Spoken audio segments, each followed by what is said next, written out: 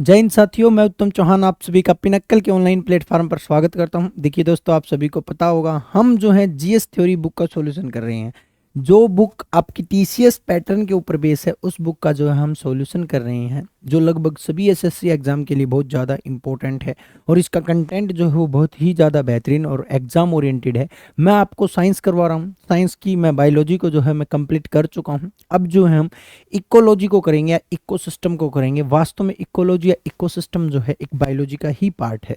Biology से ही आप ये कह सकते हो इसका रिलेशन है। वास्तव में इसका बहुत ही बड़ा रोल है किसी भी कंपटीशन एग्जाम के लिए। यहाँ से क्वेश्चन जो है हर एग्जाम में पूछा जाता है। इकोसिस्टम का मतलब है ये जितने भी लिविंग ऑर्गेनिज्म इस धरती के ऊपर रहते हैं या फिर पानी में रहते हैं या फिर हवा में रहते हैं, ये किस टाइप से सरवाइव करते हैं, कहाँ पर रहते हैं, कैसे रहते हैं, इन सभी चीज़ों को जो है हम इसके अंदर करने वाले हैं।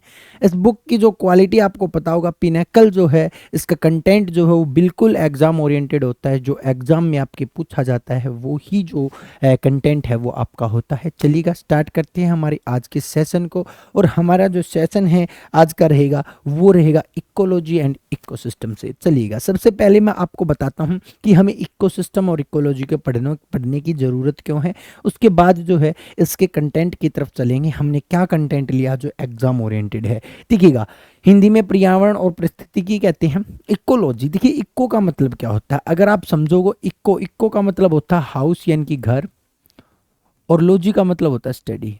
जब हम किसी भी लिविंग ऑर्गेनिज्म के घर की स्टडी करते हैं, वो कहाँ पर रहता है, यानी कि मैं कह सकता हूँ हैबिटेट की स्टडी करते हैं। हैबिटेट होता है रहने की जगह।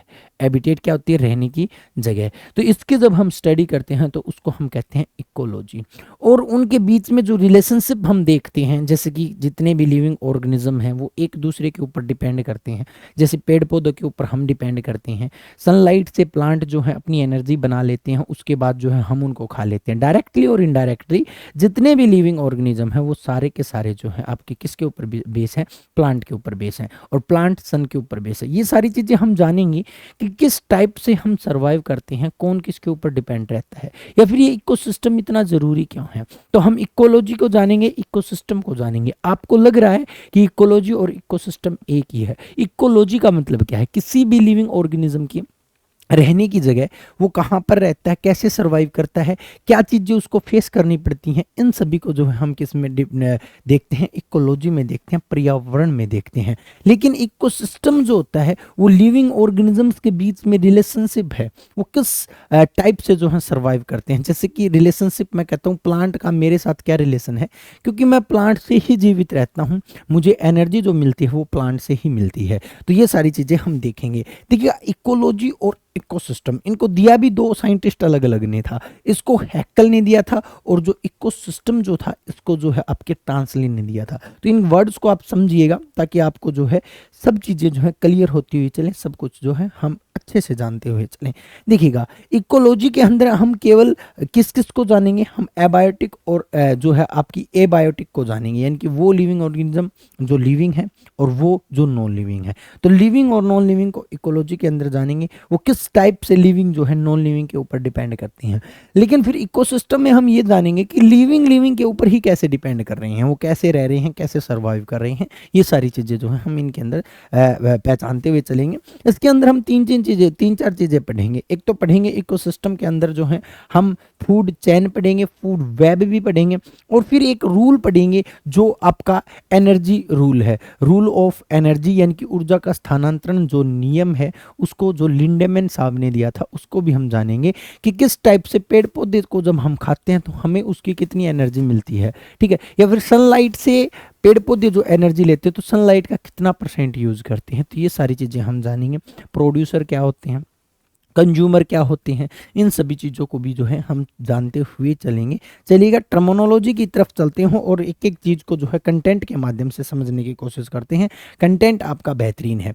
सबसे पहले इकोलॉजी। मैंने इकोलॉजी को सिंपल शब्दों में आपको डिफाइन कर दिया है, फिर भी जल्दी जल्दी देख लेते हैं। ये organism, environment and how organism interact with each other in the their environment. ये बताते हैं कि एक जीव दूसरे जीव के ऊपर कैसे जो है डिपेंड करता है या फिर कैसे रहता है, पर्यावरण के ऊपर कैसे डिपेंड करता है। पर्यावरण का मतलब देखिए, मैं सिंपल शब्दों में कहूँ तो दो चीज़ें होती हैं इकोलॉजी के अंदर। एक होता है आपका बायोम, सॉरी, एक होती है बायोटिक, बायोटिक, और एक होती है आपकी एबायोटिक। बायोटिक का मतलब लिविंग ऑर्गेनिज्म, एबायोटिक का मतलब नॉन लिविंग और नॉन लिविंग थिंग्स, जैसे कि आपकी धरती है, आपका पानी है, आपका एटमॉस्फेयर है, ये सारी चीज़ें जितनी भी हैं इनके ऊपर हम डिपेंड करते हैं, क्योंकि कहीं ना कहीं पर्यावरण जो है हमारे लिए बहुत ही ज़्यादा इंपॉर्टेंट है। तो इन सभी चीज़ों को जो है हम जानते हुए चलेंगे कि लिविंग ऑर्गेनिज्म एबायोटिक पर कैसे डिपेंड करते हैं। जैसे कि हमें एनर्जी की ज़रूरत होती है तो एबायोटिक है, हमें पानी की ज़रूरत होती है तो एबायोटिक है, मतलब किसी भी चीज़ की हमें ज़रूरत है लिविंग ऑर्गेनिज्म को, वो सारी एबायोटिक है। तो उनके बीच में जो है रिलेशनशिप्स को हम जानेंगे। इसके अंदर हम वेरियस लेवल्स को देखेंगे कि किसका लेवल कहाँ पर है। जैसे कि प्लांट है, टॉप लेवल पर इसको रखा गया है, क्योंकि सबसे पहले एनर्जी बनाने का काम किसका है, प्लांट का है।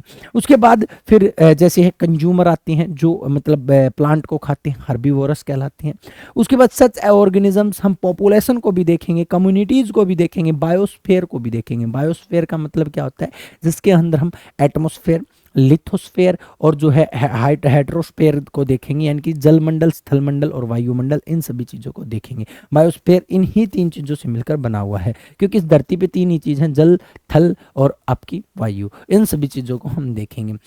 इसके बाद देखिएगा, इसके अंदर क्या रखा, in 1869 Ernst Haeckel named a new term ecology.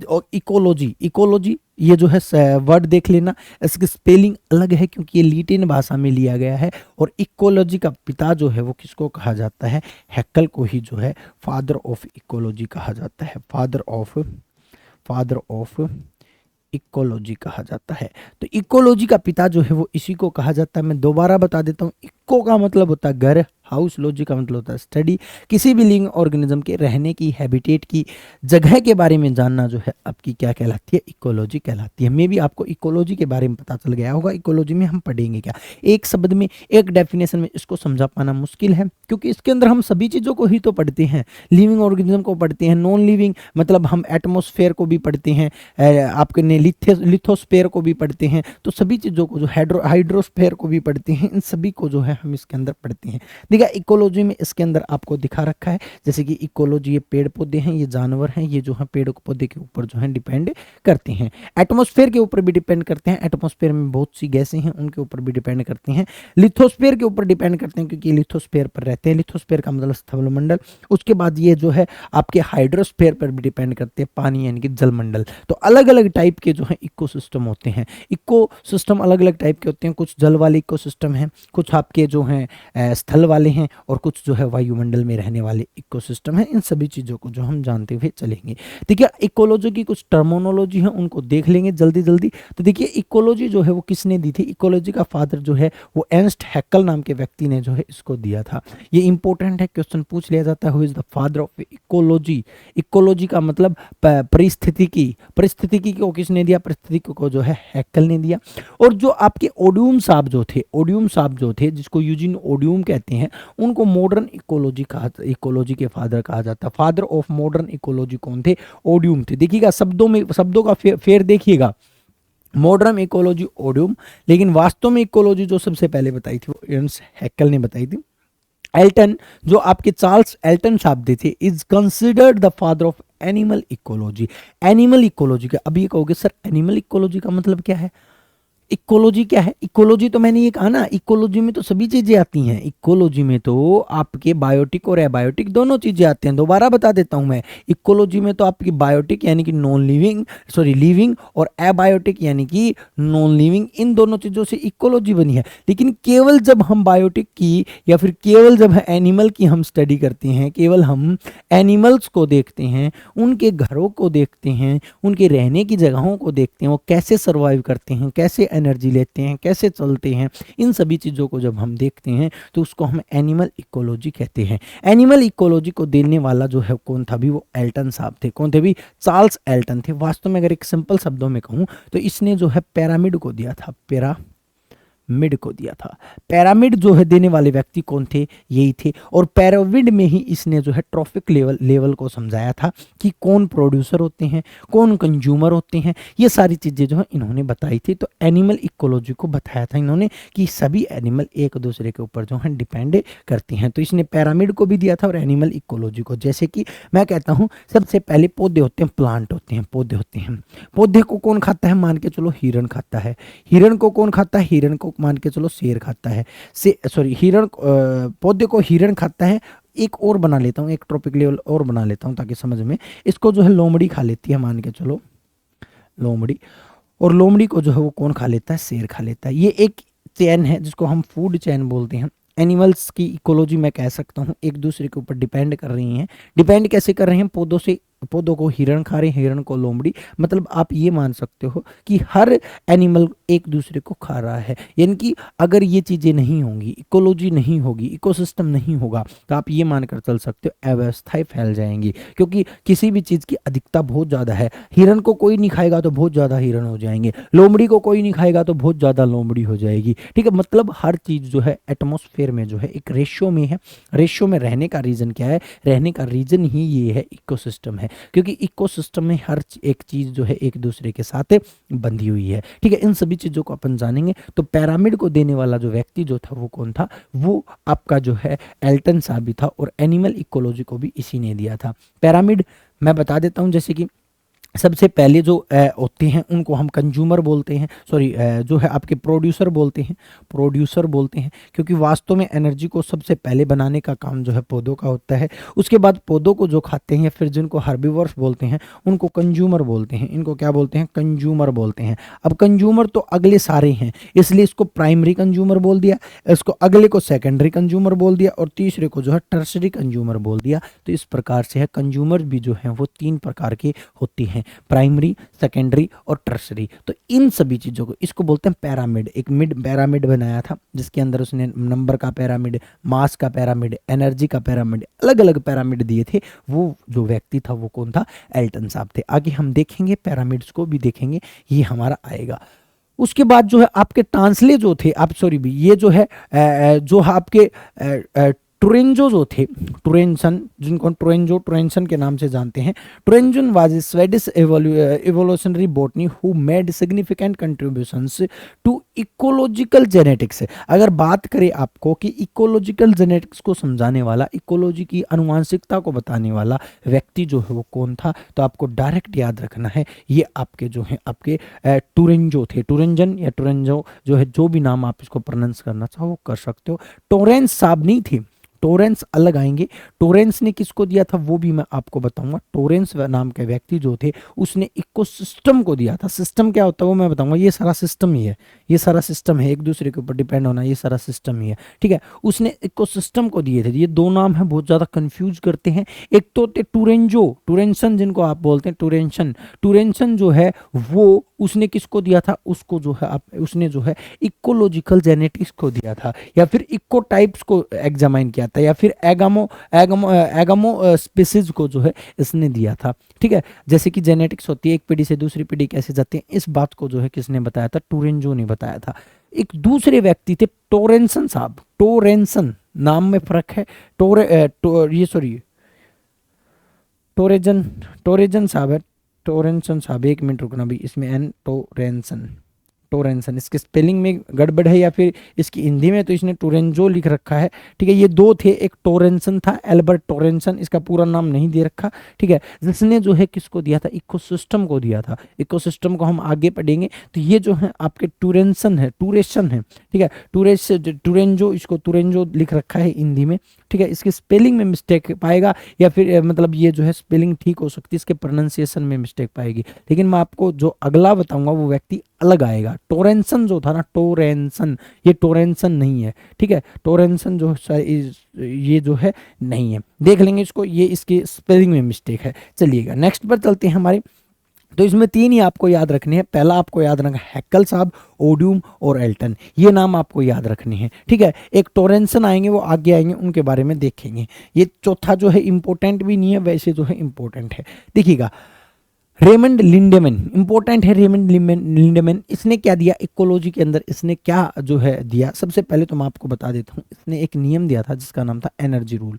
Energy rule का मतलब एक लेवल से दूसरे लेवल पर जब मतलब एनर्जी जाती है तो उसमें केवल 10% ही जाती है।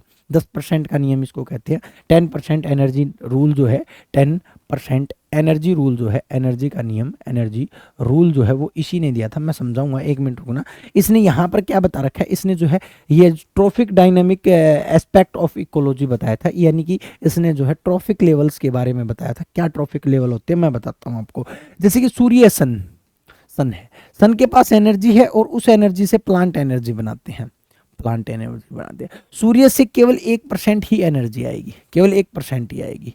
ये आपका रूल नहीं है, ये टोरेंसन का नियम नहीं था।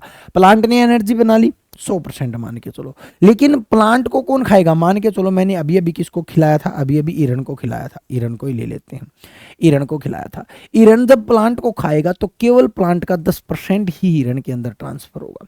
जब हिरण को लोमड़ी खाएगी, जब हिरण को लोमड़ी खाएगी तो इसका केवल 10% होगा। जब लोमड़ी को शेर खाएगा तो लोमड़ी का जो है केवल 10% एनर्जी जो है वो नीचे आएगी, यानी कि इसको बोलते हैं 10% एनर्जी लेवल। और ये होते हैं ट्रॉफिक लेवल, होते हैं ट्रॉफिक डायनेमिक होते हैं, मतलब पहला ट्रॉफिक लेवल, दूसरा ट्रॉफिक लेवल, तीसरा ट्रॉफिक लेवल, यानी कि जितने ट्रॉफिक लेवल नीचे होते जाएंगे उतनी ही एनर्जी का क्या होता जाएगा, ह्रास होता जाएगा, कम होती जाएगी। ये नियम जो है आपके लिंडेमैन साहब ने दिया था। एक सिंपल एग्जांपल के तौर पर मैं आपको बताता हूँ। जैसे मान के चलो प्लांट के पास एनर्जी थी, प्लांट के पास एनर्जी थी 500 जूल, 500 जूल, तो आपके हिरण को कितनी एनर्जी मिलेगी, तो हिरण को मिलेगी केवल 10%, यानी कि हिरण को जो एनर्जी मिलेगी प्लांट से, प्लांट खाएगा हिरण तो प्लांट से जो एनर्जी मिलेगी वो केवल व केवल 500 का 10% मिलेगी। 500 का 10% जब मैं निकालता हूं तो ये जो है आपका कितना आता है, 50 जूल मिलेगा। लेकिन जब हिरण को लोमड़ी खाएगी तो लोमड़ी को कितनी एनर्जी मिलेगी, ये चीज आपको ध्यान देने की है। तो इसको जो एनर्जी मिलेगी वो 50 का 10% मिलेगी, यानी कि 50 गुणा में 10 भाई 100% के लिए, और 0 से 0 यानी कि 5 जो जूल जो होगी वो एनर्जी मिलेगी। यानी कि आगे जितना भी नीचे जाता जाएगा केवल 10% ही एनर्जी मिलेगी। ये नियम जो है वो देने वाले व्यक्ति थे वो लिंडेमैन साहब थे। बहुत ही इंपॉर्टेंट रूल है ये 10% एनर्जी रूल, और इसको हम क्या कहते हैं, इसको जो है हम कहते हैं आपका ट्रॉफिक डायनेमिक कहते हैं। ट्रॉफिक एक level, trophic dynamic aspect of ecology. इसने यही बताया था कि परिस्थिति के पहलू क्या हैं, ट्रॉफिक लेवल्स के पहलू क्या हैं। तो इसने ये कहा था कि ट्रॉफिक लेवल के पहलू ये हैं कि जैसे जैसे ट्रॉफिक लेवल नीचे होता जाता है वैसे वैसे जो है एनर्जी 10% रहती जाती है। तो 10% एनर्जी रूल भी इसको कहते हैं। तो याद रखना लिंडेमैन ने जो है 10% का एनर्जी नियम दिया था। इकोसिस्टम जो वर्ड जो था वो भी जो है किसने दिया था, ये भी जो है लिंडेमैन ने दिया था। हालांकि एक बात याद रखना, टोरेंसन साहब ने जो है, टोरेंसन साहब ने इकोसिस्टम को दिया था। अगर आपसे पूछे फादर ऑफ इकोसिस्टम कौन है, शब्द तो इसने बना दिया था, लिंडेमैन ने बता दिया था कि इकोसिस्टम होता है, क्योंकि ट्रॉफिक लेवल अभी तो देगा जब इकोसिस्टम बताएगा, क्योंकि ये ही सिस्टम है, एक सिस्टम है, एक आप ये मान सकते हो सीरीज है जिसके थ्रू जो है लिविंग ऑर्गेनिज्म एक दूसरे के ऊपर सर्वाइव रहते हैं या सर्वाइव करते हैं। तो इसको ही सिस्टम बोलते हैं। इस शब्द को किसने दिया था, तो इस शब्द को दिया था लिंडेमैन ने। बट इकोसिस्टम उसको पूरी तरह से एक्सप्लेन करने वाला व्यक्ति जो था वो कौन था, वो टांसले साहब था। कौन था, टांसले साहब था। टांसले आगे आएंगे, टांसले, टांसले ये नाम के व्यक्ति, टांसले, ये टांसले हैं। वो जो है आपके कौन थे, वो पीछे जो थे वो आपके टोरेसन थे। टोरेसन ने जो है किसको दिया था, टोरेसन ने जो है इकोलॉजिकल जेनेटिक्स को दिया था। लेकिन टांसले ने जो है इकोसिस्टम या फादर ऑफ इकोसिस्टम कौन है, तो आपके टांसले हैं। इधर आप कर देना फादर ऑफ इकोसिस्टम। एक मिनट के लिए सिंपल शब्दों में मैं आपको बता देता हूं जल्दी जल्दी। अगर आपसे क्वेश्चन पूछे इकोलॉजी किसने दी, इकोलॉजी फादर ऑफ इकोलॉजी कौन है, तो आपको आंसर देना है कौन, हैक्ले, हैक्ल जो है इसके राइट आंसर होंगे। दूसरा अगर आपसे पूछे मॉडर्न जो है जो इकोलॉजी वो किसने दी, ओडियम ने। किसने दी, ओडियम ने।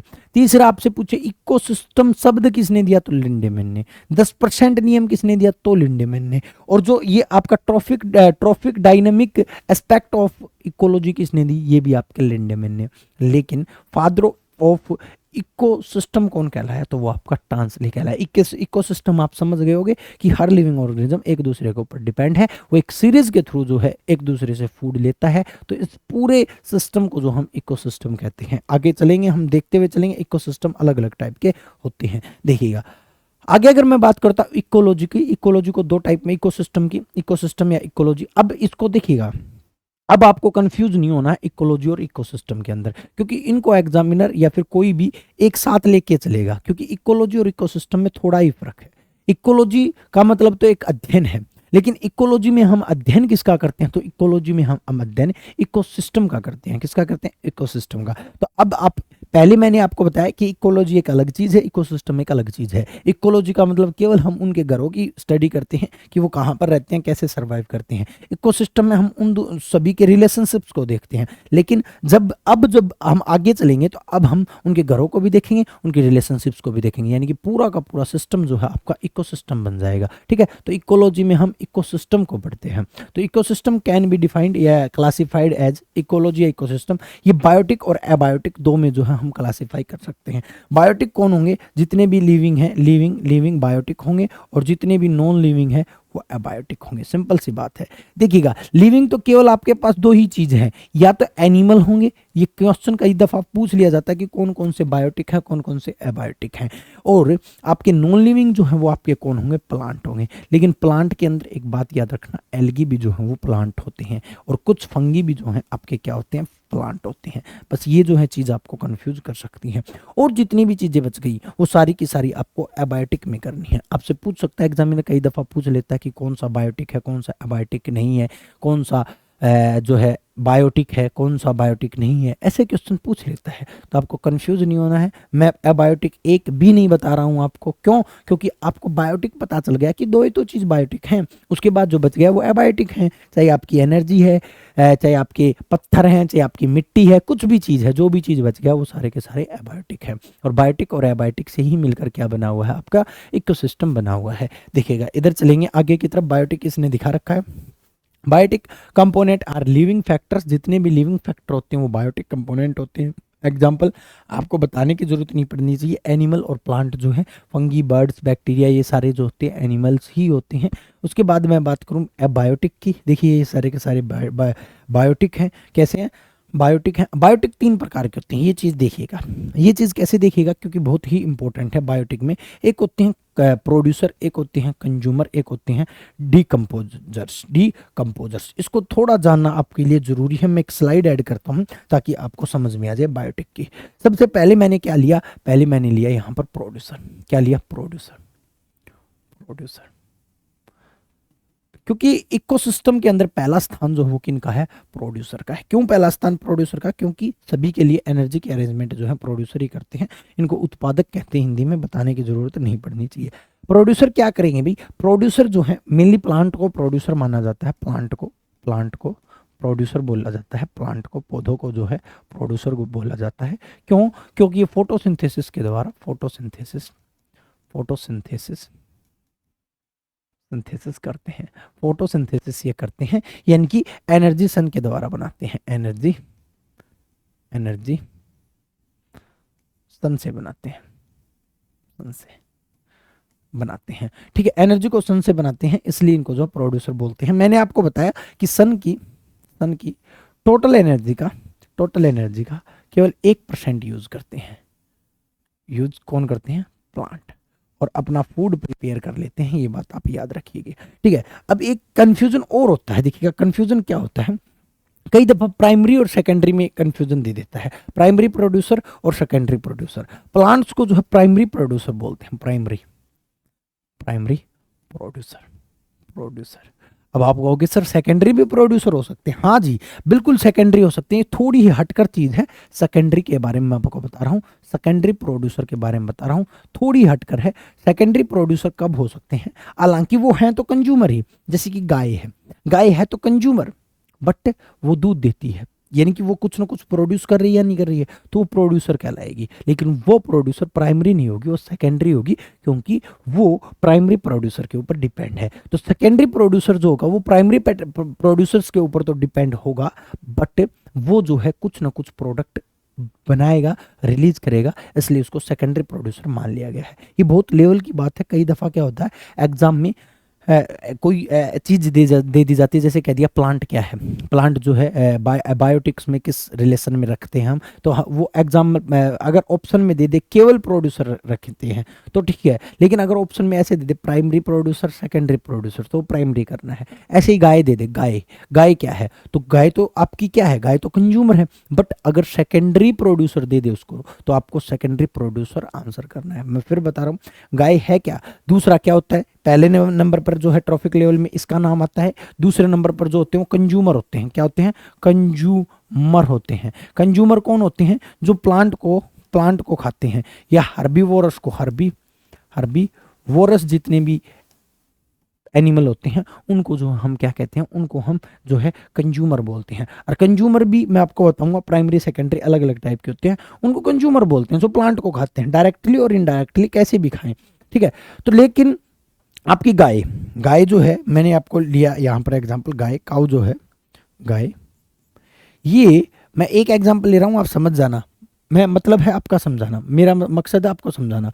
कंज्यूमर है ये, क्यों कंज्यूमर है, क्योंकि प्रोड्यूसर से जो है घास खाती है, बट ये आपकी सेकेंडरी प्रोड्यूसर भी है, क्यों, क्योंकि ये मिल्क देती है, बस इतना ही याद रखना आपको। अब देखिएगा कंज्यूमर जो होते हैं वो 3 प्रकार के होते हैं, कौन कौन से, एक होते हैं प्राइमरी कंज्यूमर, एक होते हैं आपके सेकेंडरी, एक होते हैं आपके टर्सरी। 3 टाइप के जो है कंज्यूमर होते हैं। अब आप कहोगे सर प्राइमरी टर्सरी ये क्या सिस्टम ला दिया आपने, तो देखिएगा जो डायरेक्ट हर्बीवोरस होते हैं, जो डायरेक्ट क्या होते हैं, हर्बीवोरस होते हैं, उनको हम क्या कहते हैं, उनको जो हम प्राइमरी कंज्यूमर बोलते हैं। लेकिन जो आपके कार्निवारस होते हैं, जैन की कार्निवोरस होते हैं, यानी कि मांसाहारी, मांस खाने वाले, मांसाहारी, ये जो होते हैं ये शाकाहारी होते हैं या फिर घास खाने वाले होते हैं। जो घास खाते हैं उनको जो हम हर्बीवोरस कहते हैं। लेकिन जो टर्सरी होते हैं वो होते हैं टॉप कार्निवोरस। जैसे कि आपके लिए एग्जांपल सेट कर रहा हूं ताकि आपको समझने में आसानी हो। मैंने आपको एग्जांपल वो हिरन वाला ही दे देता हूं। प्राइमरी हो गया हिरन, सेकेंडरी हिरन को कौन खा लेगा, हिरन को खा लेगी लोमड़ी, तो ये सेकेंडरी होगी, ये कार्निवारस है। बट लोमड़ी को कौन खा जाएगा, लोमड़ी को खा जाएगा आपका शेर। तो ये कैसे हैं, ये टर्सरी हैं। कैसे हैं, टर्सरी। और इन सब का बाप होता है कंज्यूमर, इन सब का बाप कौन, सॉरी डिकम्पोजर। इन सब का बाप कौन होता है, इन सब को खा जाता है कौन, डिकम्पोजर।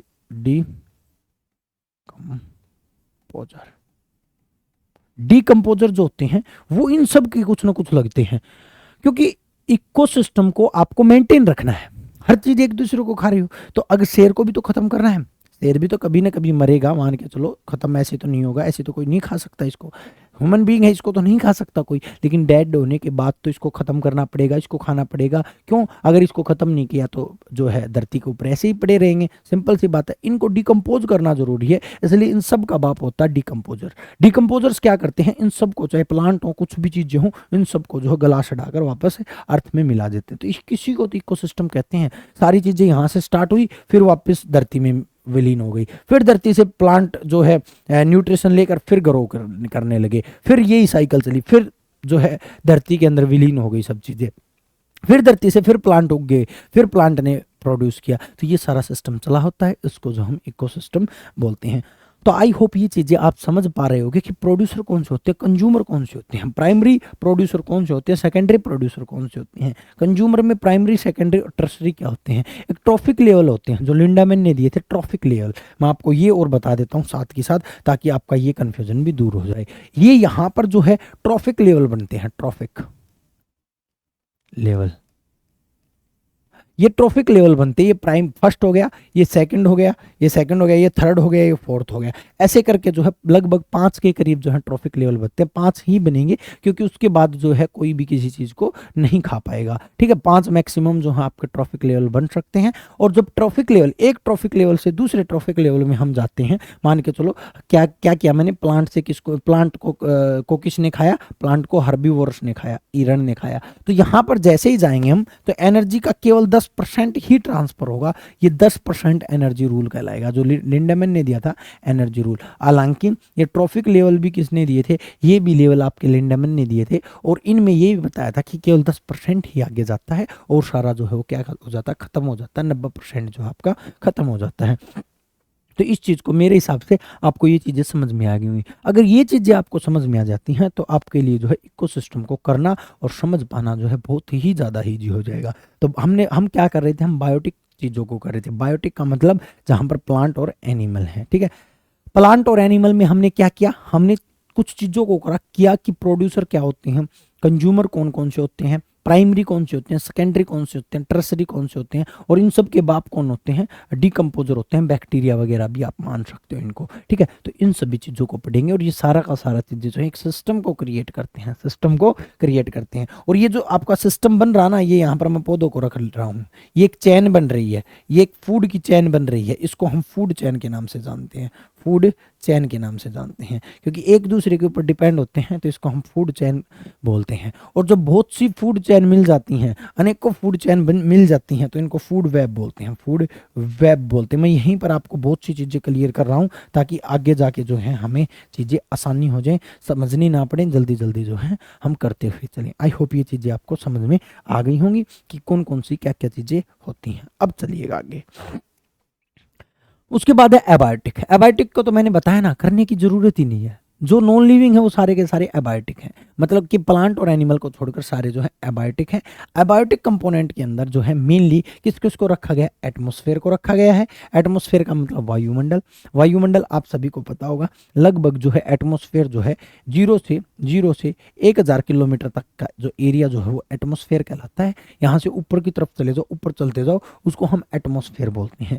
एटमॉस्फेयर में लेयर होती हैं, अलग अलग लेयर होती हैं। जैसे सबसे पहली जो होती है वो आपकी ट्रोपोस्फेयर होती है, फिर स्ट्रेटोस्फेयर होती है, आयनोस्फेयर, मेजोस्फेयर, और मतलब जो है एक्सोस्फेयर, ऐसे करके जो है अलग अलग लेयर होती हैं, वो भी हम डिस्कस बाद में करेंगे। लिथोस्फेयर स्थल मंडल, स्थल की भी अलग अलग होती हैं।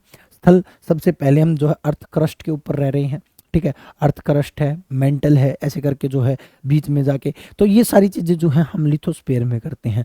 फिर है हाइड्रोस्फेयर। हाइड्रोस्फेयर मतलब वाटर, ये जरूरी है, क्यों, क्योंकि सभी को पता है ज़्यादा जो है कौन है, पानी है। सबसे ज़्यादा किसकी मात्रा है, पानी की मात्रा है। पृथ्वी जो है का जो है 1/3 जो है आपका क्या है, से भी ज़्यादा जो है पानी है, तो पानी ज़्यादा है, तो हाइड्रोस्फेयर को भी करते हैं।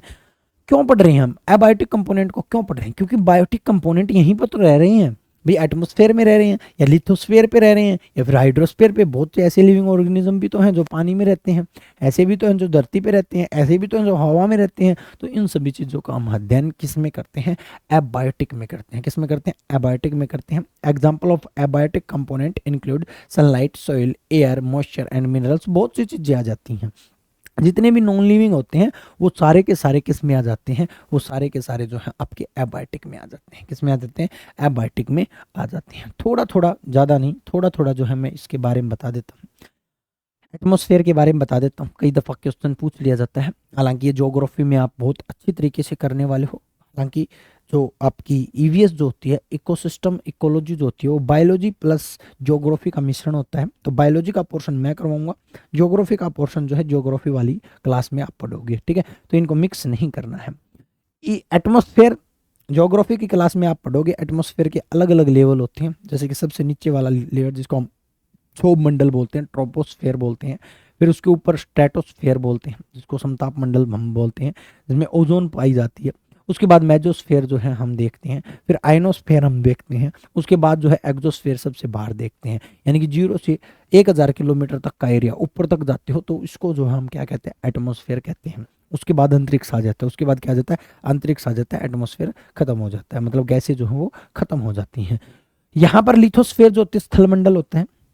धरती क्या है, धरती के बारे में हम पढ़ते हैं, पर्वतों को पढ़ते हैं, और धरती पे क्या क्या चीज़ें हैं, इन सभी चीज़ों को जो हम डिस्कस करते हैं किसके अंदर, लिथोस्फेयर के अंदर। जो फॉरेस्ट है, फॉरेस्ट में कौन कौन से एनिमल्स रहते हैं, ठीक है। जो आपकी पहाड़ी एरिया है वहाँ पर क्या क्या रहता है, कैसे क्या करती हैं। जैसे कि आपकी जो जहाँ पर बहुत ही ज़्यादा बर्फ़ पड़ती है, जिसको हम टुंड्रा जो है प्रदेश कहते हैं टुंड्रा। टुंड्रा का मतलब जहाँ पर ऐसी वनस्पतियाँ पाई जाती हैं जो बहुत ज़्यादा सर्दी को सहन कर सकती हैं, ठीक है, टुंड्राज को पढ़ते हैं हम।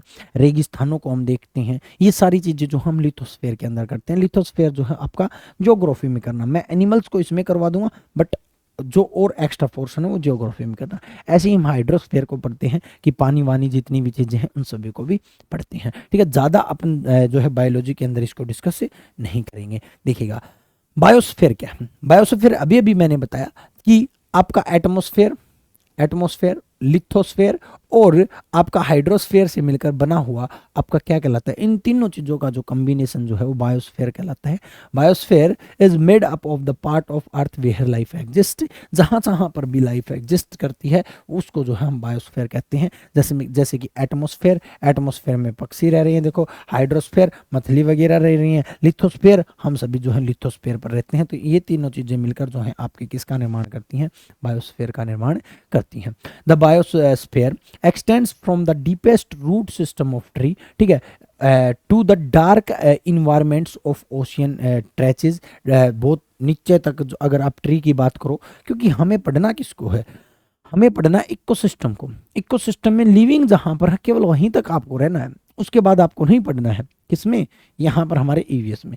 तो लिथोस्फेयर में जहां तक भी जड़ जाती है, नीचे तक पेड़ की जहां तक भी जड़ जाती है, या फिर आपको जहां तक भी आपके मतलब लिविंग ऑर्गेनिज्म रहते हैं उसको जो देखते हैं हम बायोस्फेयर में, ठीक है। एनवायरनमेंट के ओशियन ट्रेजेस को देखते हैं, मतलब रेन फॉरेस्ट को देखते हैं वगैरह को, माउंटेन वगैरह को देखते हैं। तो ये सारी चीज़ें जो है आपकी किसके अंदर आती हैं, बायोस्फेयर के अंदर आती हैं। बताने की जरूरत ही नहीं है, जब मैंने इतना ही बता दिया कि लिथोस्फेयर, हाइड्रोस्फेयर, एटमॉस्फेयर, ये सारी चीज़ें जिस किस में आती हैं आपकी बायोस्फेयर के अंदर आती हैं। चलिएगा नेक्स्ट है आपका इकोलॉजिकल सक्सेशन, यानी कि पारिस्थितिकीय अनुक्रम क्या है। अनुक्रम का मतलब कहते हैं ना सक्सेशन, बढ़ोतरी, आगे की तरफ जाना, आगे की तरफ सक्सेशन, ठीक है। तो ये एक प्रोसेस है जिसके अंदर in which one biological community is replaced by another. Succession का मतलब क्या, अभी मैंने क्या किया, सक्सेशन कर दिया, मतलब मैंने अनुक्रम कर दिया, मैंने बढ़ोतरी कर ली। बढ़ोतरी करने का मतलब क्या है भी, कोई भी कम्युनिटी है उसने रिप्लेस कर दिया किसको, अनदर को, तभी तो बढ़ोतरी होती है, इसी को तो बढ़ोतरी बोलते हैं। तो आपके मतलब इकोसिस्टम के अंदर भी जो कंपटीशन वर्ड आपने सुना होगा, कंपटीशन बहुत ज़्यादा जरूरी है, क्योंकि कंपटीशन के बगैर जो है आपके इकोसिस्टम को सरवाइव करवाना बहुत ही मुश्किल है। अब मान के चलो कंपटीशन ना हो, शेर बिल्कुल ही शांत हो जाए, वो कुछ खाए ना, किसको ना खाए, लोमड़ी को ना खाए, हिरन को ना खाए, तो इस जंगल में बहुत ज़्यादा लोमड़ी और हिरन हो जाएंगे। तो आपकी परिस्थिति को अच्छा रखने के लिए ये जो आपका अनुक्रम है ये बहुत ज़्यादा जरूरी है। तो इसके अंदर क्या है, it is biological community is replace by another, ठीक है। तो प्रोसेस इन विच, जिस प्रोसेस में एक बायोलॉजिकल कम्युनिटी दूसरे को रिप्लेस कर देती है उसको कहते हैं। 5 स्टेप होते हैं, इन 5 स्टेप को आपको याद रखनी है। आप जरूरी नहीं है कि हम जो है इनको बिल्कुल करें। पहले है न्यूडेशन, न्यूडेशन आप समझते होगे, नगनता, ठीक है। दूसरा है इन्वेशन, मतलब एक जगह से दूसरी जगह पे जा रहे हैं, कंपटीशन कर रहे हैं, रिएक्शन कर रहे हैं, एक दूसरे के बीच स्थायीकरण कर रहे हैं, ठीक है। और जो है क्लाइमेट, क्लाइमेट का भी बहुत बड़ा रोल है। क्लाइमेट या फिर आपने बोल सकते हैं स्टेबिलाईजेशन, ठीक है। क्लाइमेट चेंज होना, क्लाइमेट चेंज हो रहा है, नहीं हो रहा है, ठीक है। तो ये आपको याद रखना है, आपसे पूछ सकता है कौन कौन से जो है, इससे ज़्यादा आपको इसमें करने की ज़रूरत नहीं है इकोलॉजिकल सक्सेशन, मतलब क्योंकि हम जो है जनरल साइंस कर रहे हैं, जनरल स्टडी पढ़ रहे हैं, हमें ज़्यादा जो है इसको गहनता में नहीं जाना है। आपको केवल इतना ही, ये 5 पॉइंट भी अगर आपको याद है, बस इतना ही पूछेगा कि कितने स्टेप होते हैं। पहला क्वेश्चन यही पूछ सकता है कितने स्टेप होते हैं बायोलॉजिकल या इकोलॉजिकल सक्सेशन में, तो आपको आंसर देना 5 स्टेप। या फिर आपसे पूछ सकता है कि कौन सा स्टेप जो है आपके इसमें नहीं होता है, तो आपको जो है 5 के 5 जो है याद रख लेने है। चलिएगा, ज़्यादा अगर हम इसको ही करने में लग गए तो आपका पूरा ही, आप ये मान के चलो, समय खराब हो जाएगा, जो कंटेंट रिलेवेंट नहीं रहेगा, ठीक है। कंटेंट से बाहर हम जो है चले जाएंगे, और हम नहीं चाहते 1% भी आपका टाइम खराब हो, 1% भी हम कंटेंट से बाहर जाएं, क्योंकि कंटेंट से बाहर जाना पिनक्कल की विशेषता नहीं है। पिनक्कल की एक ही विशेषता है कि आपको कंटेंट में रहकर पढ़ना है, जो कंटेंट एग्जाम ओरिएंटेड है केवल वही आपको पढ़ना है। चलिएगा, इकोलॉजिकल जो है आपका सक्सेशन जो है उसमें देख लीजिएगा, इसमें कुछ बातें बता रखी हैं। देखिए, stratification is field of ecology refers to the vertical layering of various species, the arrangement of vegetation in layers।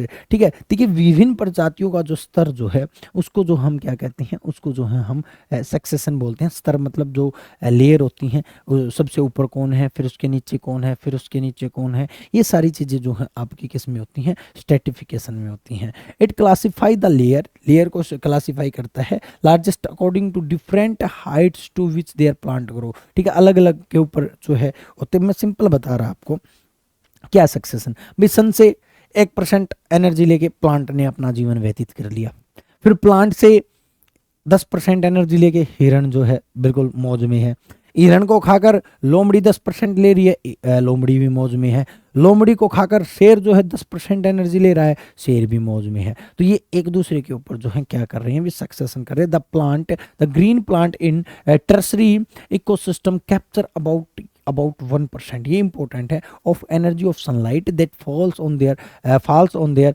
Leaves and convert into the food energy. यानी कि पौधे जो हैं वो सनलाइट का केवल 1% का ही प्रयोग कर कर क्या कर लेते हैं, अपना जीवन व्यतीत कर लेते हैं। जीवन व्यतीत करने का मतलब एनर्जी बना लेते हैं और एनर्जी से ही वो क्या कर लेते हैं, सर्वाइव कर लेते हैं। ठीक है, ऐसे ही सभी चीज़ें जो हैं एक दूसरे के ऊपर डिपेंड करती हैं। ये चीज़ मैं आपको पहले समझा चुका हूँ, यहाँ पर इतना ज़्यादा बताने की या एक्सप्लेन करने की ज़रूरत नहीं है। इधर देखिएगा भी बायोम का मतलब क्या होता है। बायोम का मतलब होता है कि सभी जितने भी आपके जो क्लाइमेट कंडीशंस हैं उनके अंदर जो इकोसिस्टम है उसको जब हम एक्सप्लेन कर रहे हैं, फिर उसको सारा इकोसिस्टम को जब हम पढ़ रहे हैं अलग अलग क्लाइमेट्स के अंदर, सिमिलर क्लाइमेट्स कंडीशन के अंदर, जब हम एक मान के चलो बायोम क्या है, बायोम है एक जैसी क्लाइमेट है और अलग अलग इकोसिस्टम को पढ़ रहे हैं, उसको हम क्या कह रहे हैं, उसको हम बायोम कह रहे हैं।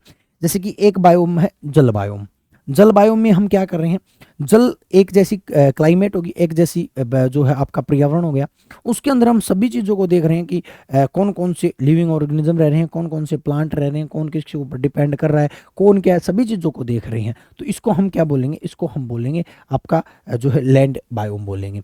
फिर आपका वाटर बायो सॉरी इसको हम वाटर बायोम बोलेंगे। फिर धरती पे कौन कौन कैसे रह रहा है, एक जैसा इन्वायरमेंट, तो एक जैसे इन्वायरमेंट में रहना चाहिए। तो मेन कंडीशन इसकी है a biome is a collection of different ecosystem, बहुत से इकोसिस्टम्स को which share the similar climate condition. बस मेन जो चीज़ जो है इसमें यही है कि बायोम के अंदर क्या जरूरी है। देखिए बायोस्फीयर किया था और एक बायोम किया था, यहाँ पर कंफ्यूजन आपको आ सकती है। बायोस्फीयर, बायोस्फीयर में तो हम किस इकोसिस्टम को पढ़ रहे थे, बायोस्फीयर में तो हम तीनों इकोसिस्टम को पढ़ रहे थे। ठीक है, अलग अलग क्लाइमेट थोड़ी ना था, सभी का मिक्स था।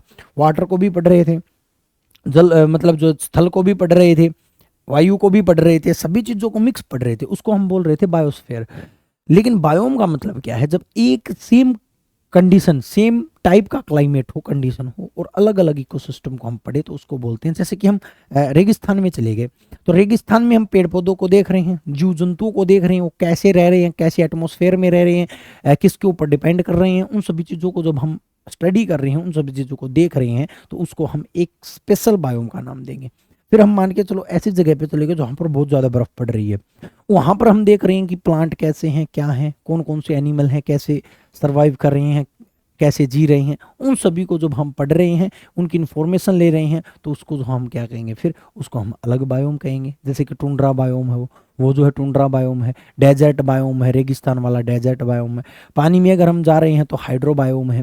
फिर अलग अलग टाइप से हम बढ़ रहे हैं तो उसको जो है हम बायोम कहते हैं। तो सिमिलर कंडीशन में अलग अलग डिफरेंट इकोसिस्टम्स को पढ़ना आपका क्या कहलाता है, आपका एक बायोम कहलाता है। ठीक है, इस चीज़ को आप याद रखिएगा। तो अलग अलग बायोम, पृथ्वी को अलग अलग बायोम हिस्से में बांटेंगे, अलग अलग बायोम है। जैसे कि डेजर्ट बायोम है, कुछ टुंड्रा बायोम है, टुंड्रा बायोम तो सुना ही होगा आपने, बहुत फेमस है।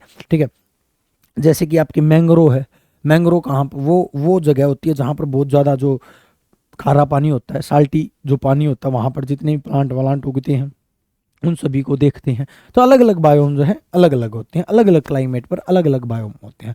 बायोमास क्या होता है, बायोमास का मतलब होता है, देखिएगा सिंपल शब्दों में अगर मैं बात करूं, bio in ecology is the mass of living biological organism. सभी जितने भी लिविंग ऑर्गेनिज्म रह रहे हैं उन सभी का मास इन ए गिवन एरिया, सबसे बड़ी बात जो है एक डेफिनेट एरिया के अंदर होना चाहिए, इन डेफिनेट टाइम, एक डेफिनेट टाइम पर होना चाहिए। इसको जो हम क्या कहते हैं, इसको जो है हम जो है मास ऑफ बायोलॉजिकल ऑर्गेनिज्म, ये करना।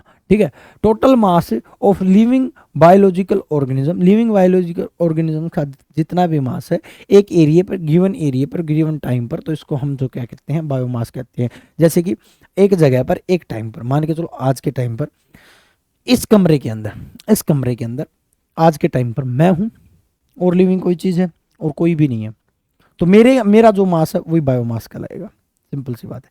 कहीं जगह पे हम जा रहे हैं, एक पूरा का पूरा कमरा है, उस पूरे के पूरे कमरे में बहुत से कुत्ता, बिल्ली, भैंस, बकरी, बहुत सी चीजें हैं, तो उन सभी का मास जो है एक टाइम पर, फिक्स टाइम पर जो है बायोमास कहलाएगा। तो सिंपल है, इसमें ज़्यादा पढ़ने की ज़रूरत आपको नहीं है। हाँ, इम्पोर्टेंट जो है वो इसकी यूनिट है।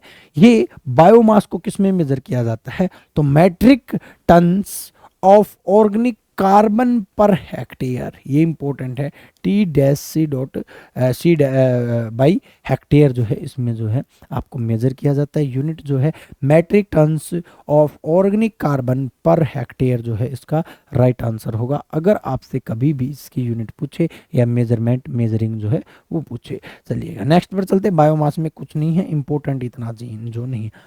बायोमास की प्रोडक्टिविटी क्या है, प्रोडक्टिविटी में क्या होता है। अब बायोमास तो कर लिया हमने कलेक्ट भी, ये टोटल मास है, लेकिन इस टोटल मास पर यूनिट एरिया को अगर मैं एज से डिवाइड कर देता हूँ, पूरी की पूरी एज में, अब भी अलग अलग टाइप के अलग अलग एज के होंगे ना, भी अलग अलग एज में अलग अलग प्रोडक्टिविटी होगी, भी अलग अलग एज के लोग रह रहे होंगे तो प्रोडक्टिविटी अलग अलग होगी। तो बायोमास पर यूनिट एरिया को अगर मैं एज के अकॉर्डिंग डिवाइड कर देता हूँ, किसको, इकोसिस्टम की एज की बात कर रहा हूँ, फॉरेस्ट इकोसिस्टम की अगर हो तो फॉरेस्ट इकोसिस्टम की एज की बात कर रहा हूं। जैसे कि मैं कहता हूं biomass biomass biomass per unit area को अगर मैं किसके साथ डिवाइड कर देता हूं, एज ऑफ फॉरेस्ट इकोसिस्टम, अगर एज के साथ डिवाइड कर देता हूं तो इसको मैं क्या कहता हूं, इसको जो है मैं बायोमास से प्रोडक्टिविटी कहता हूं। डेफिनेशन देख लेना, the biomass productivity is determined by the dividing the biomass per unit area by age of the forest ecosystem. ये सेम का सेम है, इसको जो है हम क्या कहते हैं, इसी को बायोमास प्रोडक्टिविटी कहते हैं, कि इस पूरे मास की प्रोडक्टिविटी कितनी है इसको एज के अकॉर्डिंग काउंट करना ही क्या कहलाता है, बायोमास प्रोडक्टिविटी कहलाती है। चलिएगा नेक्स्ट पर देखते हैं। नेक्स्ट है भाई नेट प्राइमरी प्रोडक्टिविटी। देखिए दो चीज होती हैं, आपने सुना होगा, एक होती है जीडीपी और एक होती है एनएनपी। मैं एक मिनट के लिए आपको इकोलॉजी में ले चलता हूं क्योंकि वो चीजें आपने देखी होंगी। ग्रोस डोमेस्टिक प्रोडक्ट, ग्रोस का मतलब टोटल जितना भी है, चाहे वो विदेशियों ने कमाया है भारत में, चाहे वो भारतीयों ने कमाया है भारत में, चाहे विदेशी आके कमा रहे हैं चाहे भारतीय। देखिए आपने दो चीजें पढ़ी होंगी, एक जीडीपी पढ़ी होगी और एक एनएनपी पढ़ी होगी। NNP GDP gross domestic product, domestic का मतलब भारत में भारतीय लोगों द्वारा या फिर विदेशी लोगों द्वारा भारत में आकर कमाया गया पूरा धन, पूरी इनकम जो है वो जीडीपी कहलाती है। बट जीडीपी वास्तविक गणना नहीं है, इकोनॉमिक्स में जीडीपी का ज्यादा रोल इसलिए नहीं है क्योंकि ये वास्तविक गणना नहीं है। मान के चलो बाहर विदेश का कोई व्यक्ति आया, विदेश का व्यक्ति मान के चलो रिक्की पोंटिंग आया, जानते हो रिक्की पोंटिंग में, चलो अब न्यू को जानते हो, किसी न्यू को जानते होगे, ठीक है। किसी भी देश का कोई क्रिकेटर आया खेलने के लिए भारत में, आईपीएल खेल के गया और आईपीएल में मान के चलो वो 50 करोड़ रुपए लेके गया। अब जीडीपी में तो भारत की जीडीपी में काउंट होगा, वो 50 करोड़ रुपए भारत की जीडीपी में काउंट होगा, लेकिन लेके चला गया वो, भारत को क्या काम आया वो, तो जीडीपी इसलिए सही नहीं है। सही क्या है, एनएनपी है, नेट नेशनल प्रोडक्ट। अब उस विदेशी की बाहर निकालो, विदेशी की बाहर निकाल दो, फिर जो नेट निकलेगी ना उसको हम बोलते हैं नेट। एनजीपी, एनडीपी करना, एनडीपी नेशनल मत करो क्योंकि हम जीडीपी और एनडीपी निकाल रहे हैं ना, डोमेस्टिक प्रोडक्ट निकालो, एनडीपी, ठीक है। तो नेट का मतलब क्या है, जब हम किसी चीज को बाहर निकाल देते हैं, डेफिशिएट को बाहर निकाल देते हैं, उसको कहते हैं। सेम ऐसे यहां पर एक है एनपीपी, एनपीपी और एक होती है GPP, gross primary productivity. Total productivity में रेस्पिरेशन को मैं निकाल देता हूं। मान के चलो सिंपल तरीके से मैं बता रहा हूं, पौधे ने क्या किया, सनलाइट से 500 जूल जो है एनर्जी बना दी, 500 जूल जो है एनर्जी बना दी। ये है ग्रोस प्रोडक्टिविटी, ग्रोस या फिर ग्रोस प्राइमरी प्रोडक्टिविटी है। ये है आपकी ग्रोस प्राइमरी प्रोडक्टिविटी, ठीक है। लेकिन इस 500 में से 10 जूल को जो ना इसने यूज कर दिया रेस्पिरेशन के दौरान, क्योंकि पौधे भी तो रेस्पिरेशन करते हैं, रिएक्शन करते हैं, इसने रेस्पिरेशन के दौरान यूज कर दिया। और पौधों को लास्ट में कितनी मिली, 495 जूल मिली। इसको बोलते हैं NNP।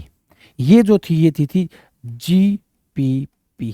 तो मैंने क्या किया NNP में, क्या किया मैंने NNP में, इधर देखना NNP में क्या किया, NNP में नेट प्राइमरी प्रोडक्टिविटी में GPP में से रेस्पिरेशन को मैंने निकाल दिया, तो उसको बोलते हैं NNP, net primary productivity. It is total amount of biomass accessible for the heterotrophic use, यानी हेट्रोट्रोपिक यूज के बाद जो टोटल अमाउंट बचता है, यूज होने के बाद जो बचता है उसको बोलता हूं। मान के चलो मैंने प्लांट से कुछ खाया, प्लांट को खाया और 20 जो है जूल एनर्जी ले ली प्लांट से, लेकिन 20 जूल तो ले ली, लेकिन उसके बाद मेरी बॉडी ने रिएक्शन करी बहुत सी, लेकिन वास्तव में बात में क्या कितनी बची उसकी बात कर रहा है। तो नेट प्राइमरी प्रोडक्टिविटी वही होती है। तो आपको इतना याद रखना, नेट प्राइमरी प्रोडक्टिविटी अगर आपसे पूछे तो ग्रोस प्राइमरी प्रोडक्टिविटी में से रेस्पिरेशन को अगर मैं घटा दूंगा तो इसको मैं क्या कहूंगा, इसको जो है मैं आपकी जो है NPP कहूंगा, ठीक है भाई। चलिएगा नेक्स्ट पर चलते हैं। आई होप NPP आपको बिल्कुल समझ में आ गया होगा।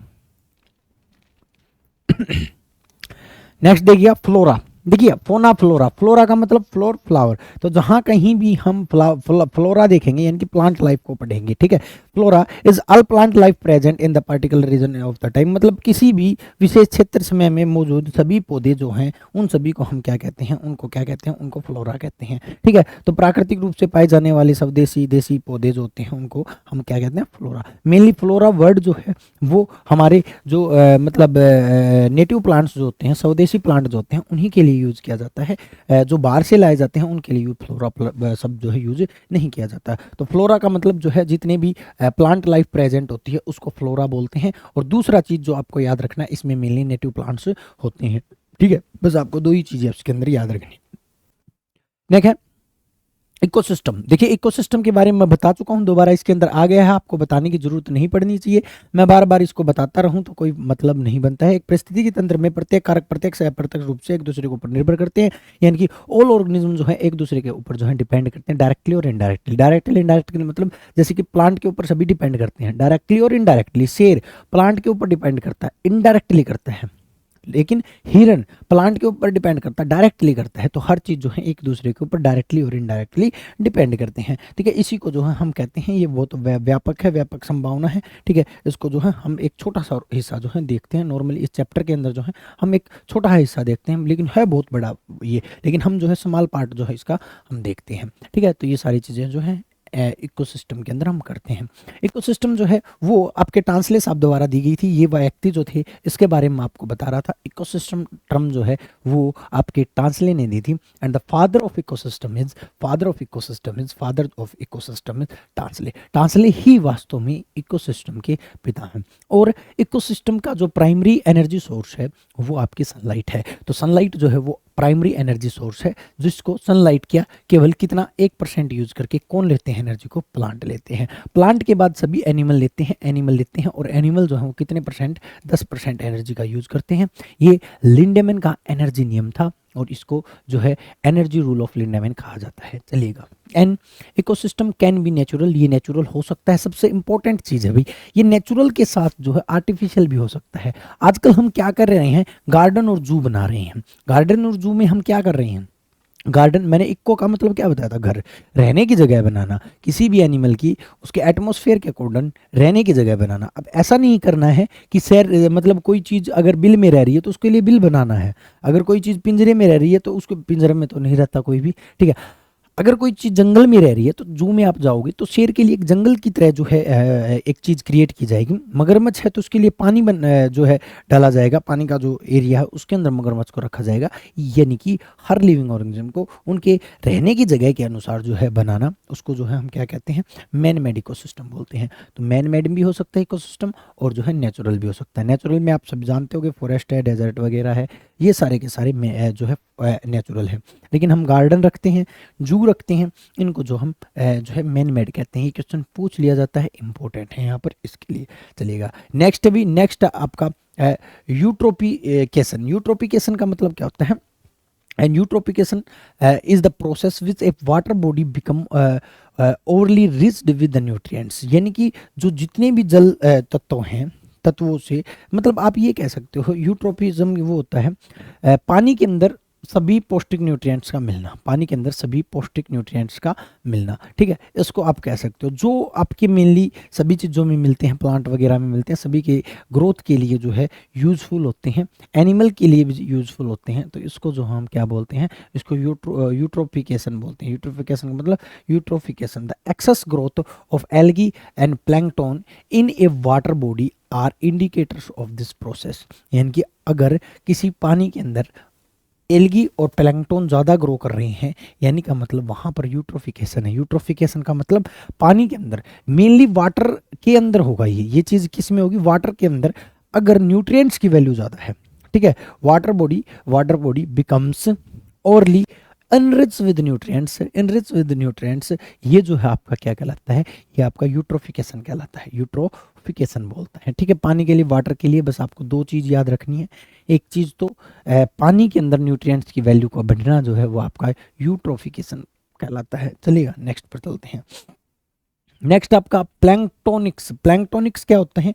प्लैंक्टोनिक्स वे एनिमल या वे प्लांट होते हैं जो पानी के अंदर होते हैं, पानी के अंदर फ्लोट करते हैं फ्रीली, उनको जो हम क्या बोलते हैं? प्लैंक्टोनिक बोलते हैं। All those animal and plant which keep flowing in water. बस इतना ही बहुत है। आगे क्या करते हैं, क्या नहीं करते हैं, कैसे तैरते हैं, कैसे नहीं तैरते हैं, आपसे कभी भी क्वेश्चन नहीं पूछा जाएगा। आपसे बस इतना ही पूछा जाएगा, जो एनिमल या प्लांट पानी के अंदर तैरते हैं, फ्लोट करते हैं, ये उनको हम क्या कहते हैं? उनको जो है आपका प्लैंक्टोनिक बोलते हैं, प्लैंक्टोनिक प्लांट बोलते हैं, ठीक है। तो ये बात आपको याद रखनी है। चलिएगा, और चीज़ें जितनी भी हैं ये कैसे करते हैं मैं बता देता हूँ। ये जो है भाई वाटर वेव्स और the water current, water wave या वाटर करंट के थ्रू जो है ये फ्लोट करते हैं। During the water cycle the process of evaporation in plants had been done by the stomata present in the plants leaves, ठीक है। ये इवोपरेशन करते हैं, यानी कि पानी को बाहर निकालना जो है इसको बोलते हैं इवोपरेशन, ठीक है। पत्ती लीफ से वाटर को बाहर निकालना, इवोपरेशन नहीं बोलते इसको, जो है क्या बोलते हैं? इसको जो हम ट्रांसपिरेशन बोलते हैं। इवोपरेशन नहीं बोलते इसको, ट्रांसपिरेशन बोलते हैं। आगे आएगा शायद, ठीक है। स्टोमेटा से जो है वाटर को निकालना, this whole process is called transpiration. Important है भाई, ये बहुत ज़्यादा इंपॉर्टेंट है। ट्रांसपिरेशन बहुत ज़्यादा पूछा जाता है। मेनली वाटर वेपर बनना ये इवोपरेशन कहलाता है, लेकिन प्लांट की लीफ से पानी का निकलना जो है आपका ट्रांसपीरेशन कहलाता है। बस इस चीज़ को याद रखेंगे, ठीक है। तो ये आप याद रखना, evaporation in plant is called transpiration, ठीक है। प्लांट से पानी का निकलना कहाँ से निकलेगा? लीफ के स्टोमेटा से। जो प्लांट की लीफ जो होती है उसके अंदर छोटे छोटे छिद्र होते हैं जिनको हम स्टोमेटा बोलते हैं, और यहाँ से पानी का इवोपरेट होना क्या कहलाता है? ट्रांसपीरेशन कहलाता है। तो दो क्वेश्चन यहाँ से आप कर सकते हो। प्लैंक्टोनिक कौन से होते हैं? वे प्लांट या एनिमल जो पानी के अंदर फ्लोट करते हैं, तैरते हैं, उनको हम क्या कहते हैं? उनको जो है हम प्लैंक्टोनिक बोलते हैं। दूसरा ट्रांसपीरेशन क्या है? प्लांट के द्वारा पानी का इवोपरेशन करना क्या कहलाता है? ट्रांसपीरेशन कहलाता है। नेक्स्ट अभी ग्रोस प्राइमरी प्रोडक्टिविटी, ये मैं करवा चुका हूँ। ग्रोस प्राइमरी प्रोडक्टिविटी भी करवा चुका हूँ, नेट प्राइमरी प्रोडक्टिविटी भी करवा चुका हूँ, ठीक है। ग्रोस का मतलब टोटल जितनी भी आपको एनर्जी मिली है। मान के चलो प्लांट से आपको, प्लांट के अंदर 500 जूल थी, 500 जूल में से आपको 50 जूल मिली, इसको बोलेंगे हम ग्रोस। लेकिन 50 में से तो आपने तो यूज कर ली ना, 5 जूल तो आप रेस्पिरेशन में यूज कर लोगे, लेकिन आपके पास केवल कितनी बचेंगी? 45 जूल बचेंगी। ये नेट होगी, लेकिन ये टोटल होगी ना, ये टोटल होगी। तो टोटल क्या होती है? टोटल को ही हम ग्रोस बोलते हैं। It is rate at which the organic matter is produce through the photosynthesis. Total जितनी की जितनी एनर्जी बनती है उसको हम क्या बोलते हैं, उसको जो है हम बोलते हैं आपकी जीपीपी। ठीक है, ये जीपीपी और एनपीपी जो है मैं करवा चुका हूँ, आपको बताने की जरूरत है नहीं पड़नी चाहिए। ठीक है, डिकम्पोजिशन क्या है? डिकम्पोजिशन का मतलब था break down the complex food into the inorganic substance. मतलब कॉम्प्लेक्स चीजों का छोटी छोटी चीजों में जो है तोड़ना ही क्या कहलाता है? डिकम्पोजिशन कहलाता है। एक सिंपल देखो जनरल रिएक्शन, जैसे कि ए बी है, ए बी को तोड़कर ए प्लस बी बना देना, इसको ही हम क्या बोलते हैं? डिकम्पोजिशन बोलते हैं। जब हम रिएक्टेंट को ब्रिक करके दो प्रोडक्ट में तोड़ देते हैं, उसको जो है हम क्या बोलते हैं? डिकम्पोजिशन बोलते हैं। मेनली शब्द आप यूज कर सकते हो तोड़ना। ठीक है, the breakdown of complex organic matter into the inorganic substances like carbon dioxide, water, nutrients and process is called decomposition. हालांकि डिकम्पोजिशन इतना आसान नहीं होता, बहुत सी चीजें इसके अंदर इन्वॉल्व करती हैं, वो चीजें आगे आएंगी। क्या क्या होता है डिकम्पोजिशन में, कौन कौन से स्टेप जो हैं यूज किए जाते हैं डिकम्पोजिशन में। ऐसे ही कॉम्प्लेक्स फूड सिंपल में नहीं कन्वर्ट हो जाते, उस बीच बहुत से जो है प्रोसेस होते हैं, उन प्रोसेस को देखेंगे। देखिए कौन कौन से प्रोसेस होते हैं डिकम्पोजिशन में। ठीक है, पहले ये और पढ़ लेना, डिट्रीवोरस क्या होते हैं, आपके अपरदाहारी कौन होते हैं? Detritivores also known as the detritophages are the heterotrophs that obtained nutrients by directly consuming the dead organic part। ठीक है, जो आपके directly consuming the dead organic part of plant and animal, जो ऐसे मतलब लिविंग ऑर्गेनिज्म, ऐसे हेटेरोट्रोपिक्स जो अपने न्यूट्रिएंट को कहाँ से? डेड लिविंग ऑर्गेनिज्म से लेते हैं, उनको हम क्या कहते हैं? उनको जो है हम आपके डेट्रीवोरस बोलते हैं। तो याद रखना, आपके जितने भी क्रैब्स हैं, वॉर्म्स हैं, टर्मेट्स हैं, बिटल्स हैं, कॉकरोच हैं, स्नेल्स हैं, स्लग्स हैं, ये सारे के सारे जो होते हैं, ये सारे के सारे डेड लिविंग ऑर्गेनिज्म को खाते हैं। यानी कि जो डेड को खाते हैं उनको जो है हम डिट्रीवोरस बोलते हैं। ये बात आप याद रखिएगा। देखिएगा, ऑटोट्रोप्स, ऑटो का मतलब खुद भोजन बना लेते हैं। हेट्रो का मतलब जो पेड़ पौधों को खाते हैं। कार्निवोरस, कार्नी का मतलब जो मांस को खाते हैं, यानी कि आप ये कह सकते हो मांस मीट को खाते हैं। लेकिन ये होते हैं डेट्रीटिवोरस का मतलब जो डेड बॉडीज को खाते हैं। ठीक है, ये चीज आप याद रखिएगा। नेक्स्ट की मैं बात करता हूँ लीचिंग। ये डिकम्पोजिशन का ही प्रोसेस है। देखिए होता क्या है, मान के चलो बारिश आई, ये बारिश आई, बारिश के आने के बाद मिट्टी के अंदर, हवा के अंदर, पेड़ के अंदर जितने भी न्यूट्रिएंट्स थे वो पानी के साथ धरती में चले गए। पानी के साथ कहाँ चले गए? नीचे चले गए। इसी को ही हम मतलब न्यूट्रिएंट का पानी के साथ चला जाना ही क्या कहलाता है? लीचिंग कहलाता है। बस सिंपल सी बात है। इसके अंदर क्या होता है देखिएगा, इसके अंदर क्या होता है, देखिए इसमें दे रखा, मिट्टी में विद्यमान जितनी भी पार्टिकल्स हैं, न्यूट्रिएंट्स हैं, पानी में घुलकर रिसकर नीचे चले जाते हैं, नीचे पहुंच जाते हैं। उसको ही हम क्या बोलते हैं? लीचिंग बोलते हैं। Is the process in which the soluble constituent present in soil are dissolved in water and carried through the soil to the lower strata with the percolation water. ठीक है, तो नीचे चले जाना आपका क्या कहलाता है? लीचिंग कहलाता है। मैंने आपको सिंपल तरीके से बता दिया। बारिश हुई, पानी आया, पानी के बाद मिट्टी के ऊपर बढ़ा, मिट्टी में जितने भी अच्छे अच्छे मटेरियल थे उनको लेकर कहाँ चला गया? नीचे चला गया पानी। ठीक है, इसको हम बोलते हैं लीचिंग। सिंपल शब्दों में सिंपल बात है। नेक्स्ट है कैटाबोलिज्म। इंपॉर्टेंट है भी कैटाबोलिज्म भी। आप कैटाबोलिज्म और जो है डिकम्पोजिशन में बहुत ज़्यादा डिफरेंट होता है, लेकिन हम फर्क समझ नहीं पाते। डिकम्पोजिशन का मतलब तो कॉम्प्लेक्स का सिंपल में टूटना है, बट कैटाबोलिज्म एक प्रोसेस है डिकम्पोजिशन के अंदर। इसमें क्या होगा?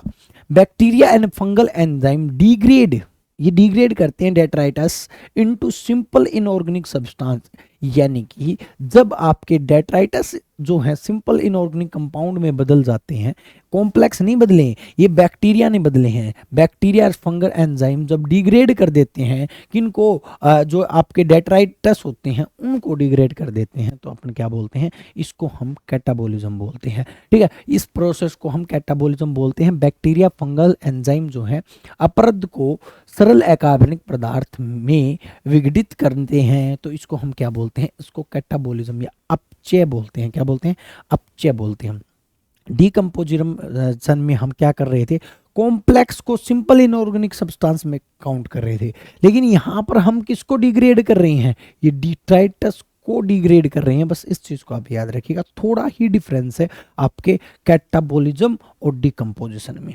चलिएगा नेक्स्ट पर चलते हैं। Next humification. देखिए ह्यूमिडिटी का बनना, किसका बनना, ह्यूमस का बनना ही क्या कहलाता है, ह्यूमिफिकेशन कहलाता है। सिंपल सी बात है, ह्यूमस का बनना ही आपका क्या कहलाता है, the mean of formation of humus. बस इतना ही आपको करना है और आपको नहीं करना है, काम चल जाएगा आपका। ह्यूमस क्या है अगर आपसे पूछे, is black amorphous substance produced by decomposition of dead and decaying organic matter by the micro organism. Micro organism द्वारा जब एक बिल्कुल ब्लैक कलर का, काली कलर का जो पदार्थ बनाया जाता है, डेड बॉडी जो सूक्ष्म देहों द्वारा मृत और सड़ने वाले अकार्बनिक पदार्थों के अपचयन से उत्पन्न होता है। जब कोई भी डेड बॉडी होती है, डेड बॉडी को जब बहुत से डिकम्पोजिशन उनको गलाते हैं, गलाने के बाद एक बिल्कुल ब्लैक ब्लैक जो है एक चीज बनती है, काला आप ये मान सकते हो, जिसको हम ब्लैक अमोर्फस सब्सटेंस बोलते हैं, वो ही आपका क्या कहलाता है, ह्यूमस कहलाता है। तो ह्यूमस का बनना ये भी आपका डिकम्पोजिशन का ही हिस्सा है, आपकी लीचिंग, कैटाबोलिज्म और आपका ह्यूमिनिफिकेशन। और एक और आता है आपका जिसका नाम क्या है भी, जिसका नाम है आपका मिनरलाइजेशन यानी कि खनिजीकरण। इसमें क्या होगा, अब देखिएगा, पहले पानी के द्वारा जो ऑर्गेनिक मैटर थे वो कहाँ चले गए, मिट्टी के द्वारा नीचे चले गए। उसके बाद अपन कैटाबोलिज्म किया, फिर अपन ने क्या किया, अपन ने जो है अपने ह्यूमिफिकेशन देखा। अब जो मिनरलाइजेशन देखा, मिनरलाइजेशन में क्या होगा, refers to the conversion of organic matter to mineral nutrient. वो जितने भी ऑर्गेनिक मैटर थे, कार्बन, नाइट्रोजन, ऑक्सीजन जितनी भी थे, उनके द्वारा न्यूट्रिएंट्स को बनाना। किसको बनाना, ये आपके ऑर्गेनिक मैटर का न्यूट्रिएंट्स में कन्वर्ट होना आपका क्या कहलाता है, ऑर्गेनिक मैटर्स का न्यूट्रिएंट्स में कन्वर्ट होना क्या कहलाता है भी, आपका मिनरलिफिकेशन कहलाता है। ये आप याद रखिएगा। इसमें देखिए, which are the readily absorb by the plant. उसके बाद जो ये न्यूट्रिएंट्स हैं ये किसके द्वारा एब्जॉर्ब कर लिए जाते हैं, प्लांट्स के द्वारा एब्जॉर्ब कर लिए जाते हैं। तो इस चीज को आप बस इतना ही याद रखना है, और कुछ आपको ज्यादा मैटर इसके अंदर क्वेश्चन नहीं पूछा जा सकता। आपसे केवल इतना ही क्वेश्चन पूछा जा सकता है, मिनरलाइजेशन में क्या होता है, ये जो इनऑर्गेनिक, जो आपके ऑर्गेनिक मैटर जो है वो किस में कन्वर्ट हो जाते हैं, आपके न्यूट्रिएंट्स में कन्वर्ट हो जाते हैं। न्यूट्रिएंट्स बोले तो आपके नाइट्रोजन, फॉस्फोरस वगैरह या कार्बोहाइड्रेट वगैरह, इनमें जो है कन्वर्ट हो जाते हैं। नेक्स्ट देखेंगे भी मोत्तम। मोत्तम इंपॉर्टेंट है। मोत्तम किसके लिए इंपॉर्टेंट है मैं बता देता हूँ। जो आपका ईस्ट एरिया है, सात बहने एरिया है, उस साइड में एक अकाल आता है। क्या बोलते हैं, अकाल। अकाल का मतलब वहां पर बहुत सी फसलें नष्ट कर देते हैं चूहे। चूहे कैसे नष्ट कर देते हैं, क्योंकि एक फसल होती है बांस का, मतलब जो है उगाया जाता है वहां पर। बांस जब उगाया जाता है तो उस फसल के अंदर बहुत से चूहे उत्पन्न हो जाते हैं। बहुत से चूहे जो हैं उसके अंदर रहने लग जाते हैं, और वो चूहे बहुत सी फसल्स को खत्म कर देते हैं, लगभग सभी फसल्स को खत्म कर देते हैं। और उन चूहों के द्वारा फसल खत्म करने के बाद एक अकाल आ जाता है, जिसको हम क्या बोलते हैं, मोत्तम बोलते हैं। क्या बोलते हैं, मोत्तम बोलते हैं। तो मेनली पूर्व इलाके के लिए यूज किया जाता है, आप पढ़ लेना, यही बात पाएगी। पूर्वोत्तर भारतीय कुछ हिस्सों में मेलोकेना बेसिफेरा बास, ये इंपॉर्टेंट है आपका।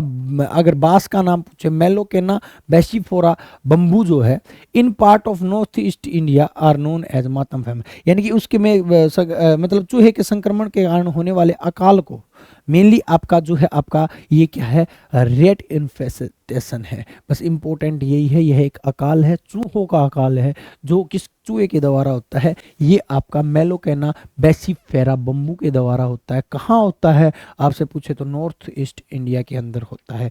प्रत्येक 48 वर्ष में बांस के फूल की एक विशेष प्रजाति, जिसके बाद चूहे की आबादी बहुत अधिक हो जाती है, और इसे चूहे की बाढ़ कहा जाता है। चूहों की यह बाढ़ पूरे गांव, फसल व खेत की उपज को क्या कर देती है, नष्ट कर देती है, खत्म कर देती है। इसको ही हम क्या कहते हैं, इसको ही हम मोत्तम कहते हैं। क्या कहते हैं, मोत्तम। तो याद रखना, मोत्तम जो है एक रेट इन्फेस्टेशन है, यानी कि एक चूहा अकाल है। इस चीज़ को याद रखिए। जो बांस की फसल में बहुत ज़्यादा चूहे होने की वजह से, ये देखो, ये बांस की फसल उगाई जाती है, और इस बांस की फसल द्वारा बहुत से चूहे जो हैं वो हो जाते हैं, और वो सभी पूरे गांव की जो जितनी फसल है उसको तबाह कर देते हैं। इन्वायरमेंट के लिए इंपॉर्टेंट है। इंपॉर्टेंट आ जाता भी, ये लिस्ट भी आपको पता होना चाहिए कौन कौन से इस लिस्ट में शामिल है। आपने रेड बुक सुना होगा, रेड बुक। रेड बुक वो बुक है, वो किताब है जिसके अंदर ऐसे प्लांट को या एनिमल को रखा गया है जो अब विलुप्त हो रहे हैं, यानी कि खत्म हो रहे हैं, वो अब नहीं पाए जा रहे हैं, या खत्म होने के कगार पर हम, बहुत कम मात्रा में मिलने लगे हैं।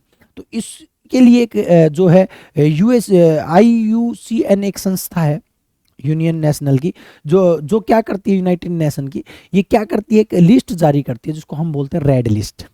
और इस रेड लिस्ट को रेड बुक में रखा जाता है। रेड बुक या रेड लिस्ट जो है उसमें ऐसे ही एनिमल या प्लांट को रखा जाता है जो बिल्कुल विलुप्त होने के कगार पर हैं या विलुप्त हो चुके हैं। देखिएगा ये एक लिस्ट है जो आपकी कैटेगरीज एंड क्राइटेरिया को देती है, जिसके अंदर हम क्या करते हैं, जिसके अंदर हम उन स्पीसीज को रखते हैं at high risk and global extinctions, यानी कि वो जो बिल्कुल विलुप्त हो चुकी है या विलुप्त होने के कगार पर है उनको रखते हैं।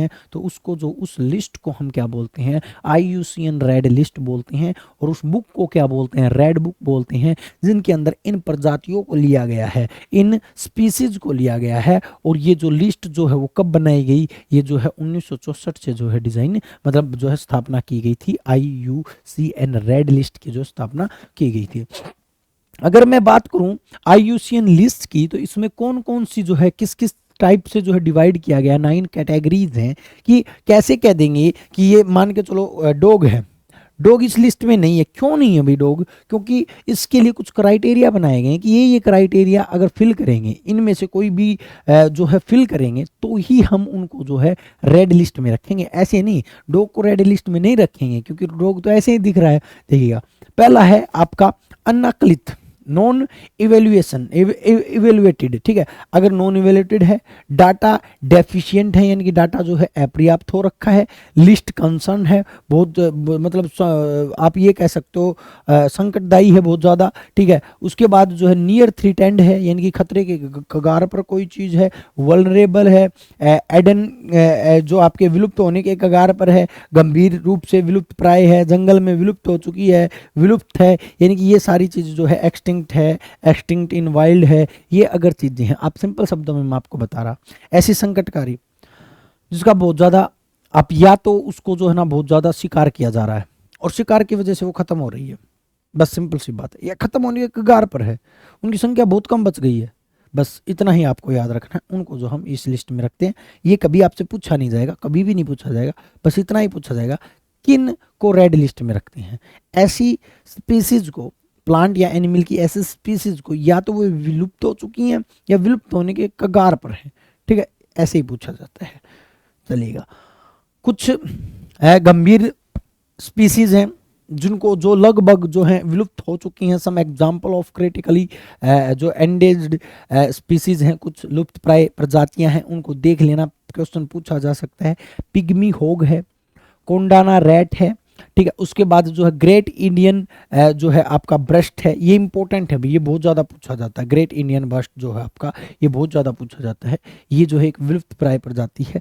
आपको 1 मिनट के लिए याद कर लेने ये सारे, ताकि अगर आपसे पूछ लिया जाए एनिमल में से कौन कौन से हैं कौन से नहीं हैं, ठीक है। उसके बाद जो है घड़ियाल है, इंपॉर्टेंट है भी, घड़ियाल भी बहुत बार पूछा जाता है। साइबेरियन क्रेन है, इंडियन जो है आपका वल्चर है यानी कि भारतीय गिद्ध है, लेदर बैक टर्टल है, ठीक है। उसके बाद टाइगर टोड है, उसके बाद गंगा सार्क है, ये भी इंपॉर्टेंट है, गंगा सार्क को बहुत ज़्यादा पूछा जाता है। फायर कोरल है। ये आपकी ऐसी प्रजातियां हैं जो विलुप्त हो चुकी हैं या विलुप्त होने के कगार पर हैं, ठीक है। तो घड़ियाल, गंगा सार्क, भारतीय गिद्ध, Siberian crane, great Indian bustard, ये बार बार एग्जाम में आते हैं तो आपको याद रखना है। और भी आपको ये 10 के 10 आपको नाम याद रख लेने हैं। क्वेश्चन कैसे पूछे जाते हैं, आपसे ऐसे ही पूछ लिया जाता है कि निम्नलिखित में से कौन सा जो है आपका ऐसे स्पीसीज है जो लुप्त होने के कगार पर या लुप्त हो चुकी है, ठीक है। ऐसे करके आपसे पूछ सकता है। नेक्स्ट की मैं बात करता हूं न्यूट्रिएंट साइकिलिंग क्या है। न्यूट्रिएंट साइकिलिंग मतलब पोषण का चक्कर क्या है। देखिएगा न्यूट्रिएंट साइकिल का मतलब क्या है भाई, मैंने एटमॉस्फेयर से या पौधों से कुछ भी चीज खा ली, मैं मेरे से नहीं लूंगा, मेरे से क्यों लूं भाई एग्जाम्पल, कहीं और से ले लेता हूं। पौधों ने क्या किया, मिट्टी से न्यूट्रिशन लिया और पौधे ग्रो हो गए, उस न्यूट्रिएंट के सारे वो ग्रो हो गए। उस न्यूट्रिएंट को उन्होंने मान के चलो बकरी ने खा लिया, बकरी खाने के बाद बकरी जो उस न्यूट्रिएंट के सारे चली गई, न्यूट्रिएंट उसके अंदर ट्रांसफर हो गए, फिर बकरी मान के चलो मर गई। बकरी को ही मार देता हूँ, ज़्यादा साइकिल लंबी नहीं जाएगी। बकरी मरने के बाद क्या होगा, उसको डिकम्पोजर, उसको क्या कर देंगे, डिकम्पोज कर देंगे। डिकम्पोज होने के बाद उसमें न्यूट्रिएंट तो मौजूद है, वो न्यूट्रिएंट मिट्टी के अंदर मिल जाएंगे। मिट्टी के अंदर मिलने के बाद मिट्टी में वापस फिर पेड़ पौधे उगेंगे, फिर वही साइकिल चल जाएगी। यानी कि ये न्यूट्रिएंट जो हैं वो एक साइकिल के थ्रू जो है वो क्या होते रहते हैं, एक के बाद एक के बाद दूसरे में, दूसरे के बाद दूसरे में, ये चलते रहते हैं। इनको बोलते हैं nutrient cycle. The movement of nutrient element through various component of an ecosystem is called nutrient cycle. एक इकोसिस्टम से एक जगह से दूसरी जगह, दूसरी जगह से तीसरी जगह पर जाना ही आपका क्या कहलाता है, न्यूट्रिएंट साइकिल कहलाता है। Another name of nutrient cycle is bio geochemical cycle. ये इंपॉर्टेंट है भाई, आपके न्यूट्रिएंट साइकिल का दूसरा नाम क्या है, बायो जियोकेमिकल। ठीक है, बायो का मतलब ऑर्गेनिज्म, लिविंग ऑर्गेनिज्म, जियो का मतलब रॉक्स, एयर, वाटर वगैरह जो होते हैं वो जियो में आते हैं, और केमिकल्स यानी कि इनके जितने भी केमिकल्स हैं वो एक दूसरे के साथ रिपीट होते जाते हैं। इन्हीं को क्या कहते हैं, न्यूट्रिशन साइकिल बोलते हैं। ये टू फॉर्म की हो सकती हैं, या तो आपकी गैसियस हो सकती हैं या फिर आपकी सेडिमेंट्री हो सकती हैं, अवसादी हो सकती है। या तो गैस में पाई जा सकती हैं, या सेडिमेंट्री का मतलब मिट्टी, पर्वत वगैरह, इनके अंदर जो है ये चीज़ें न्यूट्रिएंट की वैल्यू पाई जा सकती है। ठीक है, चलिएगा इधर देखिएगा, न्यूट्रिएंट साइकिल में the reservoir for gaseous type of nutrient cycle, जब गैस में जो जो रिजर्वर होते हैं, जो जो न्यूट्रिएंट होते हैं, जैसे कि नाइट्रोजन है, कार्बन है, ऑक्सीजन है, ये सारी की सारी गैस जो होती है, गैसीय टाइप के न्यूट्रिएंट हैं। सेडिमेंटर में कौन कौन से होते हैं, सेडिमेंटर मतलब अगर मिट्टी वगैरह में जो होते हैं वो सल्फर है, फॉस्फोरस है, ये सारे के सारे जो आपके सेडिमेंट्री हैं। तो आपसे पूछ सकता है कौन कौन से न्यूट्रिएंट सेडिमेंट्री हैं, कौन कौन से जो हैं वायुमंडल में पाए जाते हैं। तो ये तो बताने की जरूरत नहीं पड़नी चाहिए। गैस में जो पाए जाएंगे, वायु में पाए जाएंगे, वो जो आपकी गैसियस है, और जो आपके सेडिमेंट्री का मतलब जो अवसादी, अवसादी का मतलब जो धरती में पाए जाएंगे, पर्वतों में पाए जाएंगे, तो फॉस्फोरस और सल्फर है। नेक्स्ट देखिए अभी क्लाइमैक्स कम्युनिटी। क्लाइमैक्स कम्युनिटी क्या है, the ecological community in which population of plant and animal remain stable and exist in balance with each other and their जो है इन्वायरमेंट है। यानी कि एक ऐसी परिस्थिति की समुदाय जिसमें पौधे जानवर की आबादी स्थिर रहती है, एक दूसरे के साथ और अपने पर्यावरण के साथ संतुलन बनाए रखती है, स्थिर रहती है, एक को दूसरा खा लेता है, दूसरे को दूसरा, मतलब एक स्थिर वातावरण रहता है। इसको हम जो है क्लाइमैक्स कम्युनिटी बोलते हैं। जैसे कि एग्जांपल के लिए, जैसे कि टुंड्रा जैसे कि टुंड्रा कौन से प्रदेश होते हैं भाई, टुंड्रा बायोम मैंने आपको बताया था, जहाँ पर बहुत ज़्यादा बर्फ पड़ती है वो टुंड्रा बायोम है। ठीक है, ग्रासलैंड है, ग्रासलैंड की कोई क्लाइमैक्स कम्युनिटी है, वो एक दूसरे के ऊपर अडेप्ट रहते हैं, एक दूसरे को जो है चीज़ें साइकिल में रहती हैं। डेजर्ट की है आपकी दूसरी, ये मतलब सारी की सारी जितनी भी हैं, ये सारी की सारी ऐसी कम्युनिटी हैं जो क्लाइमैक्स हैं। क्लाइमैक्स का मतलब ये जो है एक दूसरे के ऊपर डिपेंड है। चलिएगा नेक्स्ट पर चलते हैं। नेक्स्ट अभी आपके सेरे इंपॉर्टेंट है, ये वर्ड आपसे पूछ लिया जाता है, सेरे क्या होता है। सेरे क्या होता है, जब हम किसी भी मतलब कम्युनिटी को एक सीक्वेंस में लगा देते हैं, पूरी की पूरी कम्युनिटी को एक सीक्वेंस में लगा दिया, ठीक है, सक्सेसिव चेंज के अकॉर्डिंग इन एरिया में, सक्सेसिव मतलब बढ़ोतरी के अनुसार जो उनको अरेंज कर देते हैं, उसको हम जो है सीरे बोलते हैं। क्या बोलते हैं, सीरे बोलते हैं। जैसे कि ये छोटे, ये आपके पानी के अंदर उग रहे हैं प्लांट, फिर यहाँ पर, फिर थोड़े ऊपर हैं, फिर थोड़े ऊपर हैं, फिर थोड़े ऊपर हैं, फिर धरती पे हैं, छोटे हैं, फिर थोड़े बड़े हैं, फिर थोड़े बड़े हैं, फिर थोड़े बड़े, फिर बड़े हैं, फिर बड़े हैं, फिर बहुत बड़े हैं, मतलब एक सीक्वेंस में लगा दिए इन सभी को। ठीक है, अगर हम किसी भी the entire sequence of communities that successively change in given area, जो एरिया में जो है चेंज होते रहते हैं सक्सेसफुली, उसको हम क्या बोलते हैं, सेरे बोलते हैं। तो आप ये लिख सकते हो सीक्वेंस ऑफ कम्युनिटीज होता है, काम चल जाएगा। सीक्वेंस ऑफ कम्युनिटी अगर आप याद कर लेते हो तो ये जो आपका सीरे होता है, क्या होता है, सीरे होता है। ये क्यों किया जाता है, सीक्वेंस क्यों रखा जाता है इकोसिस्टम में, इकोलॉजी में, ताकि आपको हर चीज का पता रहे। सीक्वेंस भी कहाँ पर कौन कौन से जो है प्लांट हैं या एनिमल हैं, उनको मतलब किस चीज़ की ज़रूरत है, छोटे हैं तो छोटे ऐसे हैं, मतलब उनको जो है एक आप ये मान सकते हो कम्युनिटी बना दी गई है, उनकी सीक्वेंस में लगा दिया गया है ताकि पहचानना अच्छा हो जाए। हाँ भाई आज नंबर अभी छोटों का, छोटों के बाद चलो भाई आज नंबर बड़ों का, ऐसा नहीं है भी सीक्वेंस नहीं है तो बीच में छोटे रह जाए बड़े हो जाए। ठीक है, तो सेरे की बहुत ज़्यादा ज़रूरत होती है इकोसिस्टम के अंदर। नेक्स्ट भी आपका हाइड्रार्च सक्सेशन। हाइड्रार्च सक्सेशन का मतलब क्या है, देखिएगा हाइड्रार्च का मतलब क्या है कि भी कोई भी सक्सेशन ऐसा है, पानी में पानी था, पहले पानी होता था, पानी के बाद अब क्या होने लगा, वहां पर पेड़ पौधे होने लगे, या फिर पहले बहुत डेजर्ट था या बहुत ज्यादा मतलब जो है पत्थर थे, और उस एरिया में धीरे धीरे एक सक्सेशन आया, एक चेंज आया, और उसके बाद जो है वहां पर प्लांट ग्रो करने लगे।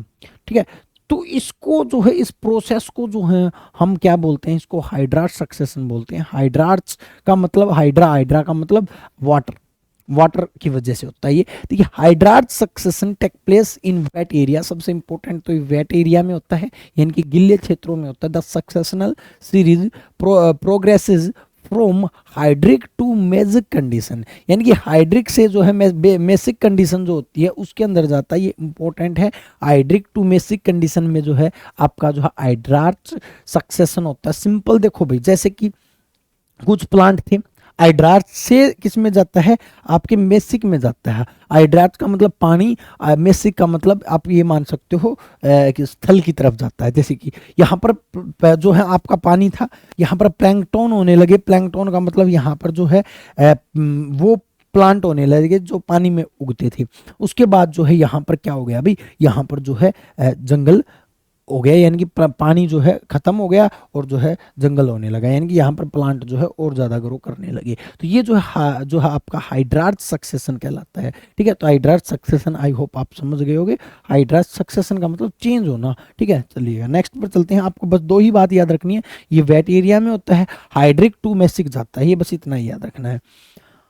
नेक्स्ट भी जिरार्च। जिरार्च का मतलब क्या है, एक्स ई जहां पर आ जाए, यानी कि वो जो एरिया है वो ड्राई है।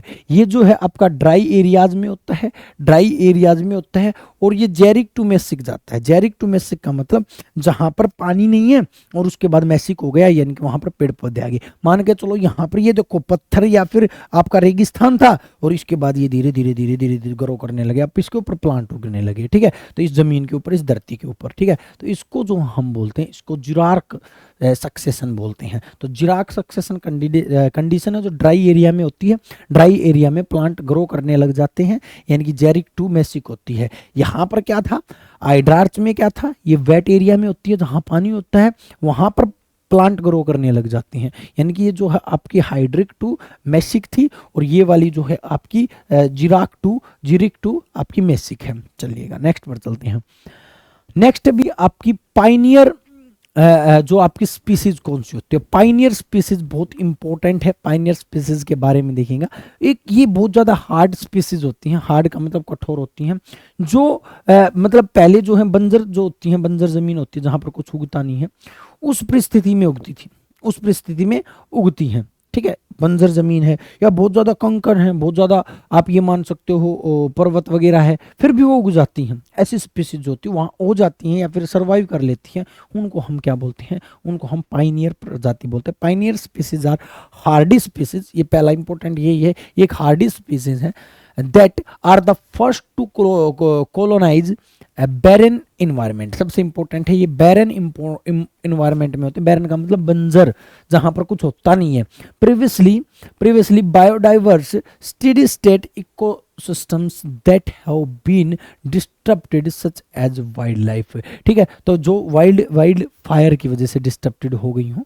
सिंपल शब्दों में अगर मैं कहूँ, जैसे जंगल में आग लग गई, आग लगने के बाद वो पूरा का पूरा जंगल क्या आ गया, एक जो है आपका बैरन हो गया, बंजर हो गया। अब वहां पर जो स्पीसीज आएंगी वो हार्डी स्पीसीज होंगी, मतलब वहां पर कोई चीज उग नहीं रही फिर भी वहां पर उग गई, तो उसको बोलते हैं हार्डी स्पीसीज। तो जहां पर आपकी हार्डी स्पीसीज उगती है उनको पाइनियर जो है स्पीसीज बोलते हैं। पाइनियर स्पीसीज में कौन कौन आते हैं, आपके bacteria, lichen, Moses and fungi. आपसे पूछ सकता है पाइनियर स्पीसीज में कौन आते हैं, तो आपको बताना है बैक्टीरिया, लाइकेन वगैरह जो है पाइनियर जो है स्पीसीज के अंदर आते हैं। पाइनियर स्पीसीज हार्डी स्पीसीज होती हैं जो बैरन इन्वायरमेंट में भी जो है ग्रो कर जाती हैं। बस आपको इतना याद रखनी है। देखिएगा यहाँ पर पर्वतों के बीच में से दरार आई हुई हैं, उनके अंदर से भी जो है प्लांट ग्रो कर रखे हैं, इनके अंदर भी जो स्पीसीज ग्रो कर रखी हैं। तो अब देखो, मान के सोचो भी ऐसी कैसी स्थिति रही होगी। ठीक है, तो इनको जो है पाइनियर जो है स्पीसीज बोलते हैं। नेक्स्ट देखिएगा, स्टैंडिंग स्टेट क्या होता है। स्टैंडिंग, जिसको अपन स्टेट बोलते हैं, स्टैंडिंग स्टेट का मतलब the amount of nutrient such as carbon, nitrogen, phosphorus, calcium etc present in soil at any given time. यानी कि किसी भी समय पर मिट्टी में अगर कार्बन, नाइट्रोजन और फॉस्फोरस की जितनी भी मात्रा है उसको हम क्या बोलते हैं, स्टैंडिंग स्टेट बोलते हैं। मान के चलो कोई भी मिट्टी है, उसमें जितनी भी, इतना कार्बन है, इतना नाइट्रोजन, इतना फॉस्फोरस, जो भी वैल्यू है उसको जो हम क्या बोलते हैं, स्टैंडिंग रेट बोलते हैं। ये कुछ टर्मिनोलॉजी है, इनको आपको डायरेक्ट याद करना पड़ेगा। अडेप्टेशन का मतलब क्या होता है, अडेप्ट हो जाना, अनुकूल हो जाना। जैसे कहते हैं ना, जैसे कि गर्मी होती है तो हम तो वैसे, हालांकि अब तो नहीं हुए, ऐसे जानवर होते हैं जो अडेप्टेशन कर लेते हैं, अडेप्ट हो जाते हैं। जैसे कि आपने सुना होगा, अडेप्टेशन का एक अच्छा एग्जांपल देता हूं मैं अडेप्टेशन का, जिराफ। जिराफ की गर्दन बहुत लंबी होती है। वो, उसकी अडेप्टेशन कैसी हुई होगी कि वो ऊपर से पत्तियां खाता था पेड़ पौधों से, वो उसको गर्दन ऊपर की तरफ करके खानी पड़ती थी। तो उसने एक अपनी बॉडी के अंदर यानी कि मॉर्फोलॉजिकल अडेप्टेशन ले ली, यानी कि उसने अपने गर्दन को ही क्या कर दिया, इंक्रीज कर दिया। अब आप कहोगे सर ऐसा भी हो सकता है, बिल्कुल भी। स्पीसीज जो हैं वो अडेप्टेशन करती हैं, मतलब सुविधा के अनुसार अपने आप को बदल लेती हैं। जैसे हमें पहले कभी पूंछ हुआ करती थी, लेकिन पूंछ की हमें जरूरत ही नहीं थी, तो हमने क्या किया, एक मॉर्फोलॉजिकल अडेप्टेशन ले ली और उस पूंछ को रीढ़ की हड्डी में कन्वर्ट कर दिया, यानी कि उस पूंछ को खत्म कर दिया। जैसे कि पहले जो स्नैक जो होते थे, सांप जो होते थे, उनके मतलब हाथ होते थे छोटे छोटे, लेकिन वो चलते ऐसे थे रैंकर। तो वो जब झाड़ियों से निकलते थे तो झाड़ियों से निकलने पर उनके हाथ लगते थे, उनको चलने में दिक्कत होती थी। तो उन्हें धीरे धीरे अपने क्या कर दिया, अडेप्टेशन कर दी, मॉर्फोलॉजिकल अडेप्टेशन ले ली, और वो हाथ जो हैं, पैर जो हैं, वो अंदर ले लिए। आज भी जब आप स्नैक को पकड़ोगे तो ऐसी जगह मिलेंगी आपको जहां पर उनके निशान मिलेंगे, हाथ और पैर के, मतलब हाथ और पैर उनको होती थी। आप अपनी ले लो ना, आपने पूंछ होती थी, उसका एग्जाम्पल है कि हमें जो है रीढ़ की नीचे की हड्डी जो है वो पूंछ की हड्डी कहते हैं जिसको, ठीक है। तो एडेप्टेशन का मतलब क्या, बदलाव, चेंजमेंट लाना। वो मॉर्फोलॉजिकल भी हो सकता है, कौन कौन सा हो सकता है, फिजिकली भी हो सकता है, मॉर्फोलॉजिकली भी हो सकता है, ठीक है। अडेप्टेशन अलग अलग टाइप का होता है, वो देखेंगे अडेप्टेशन होता क्या है, इंपॉर्टेंट है अभी।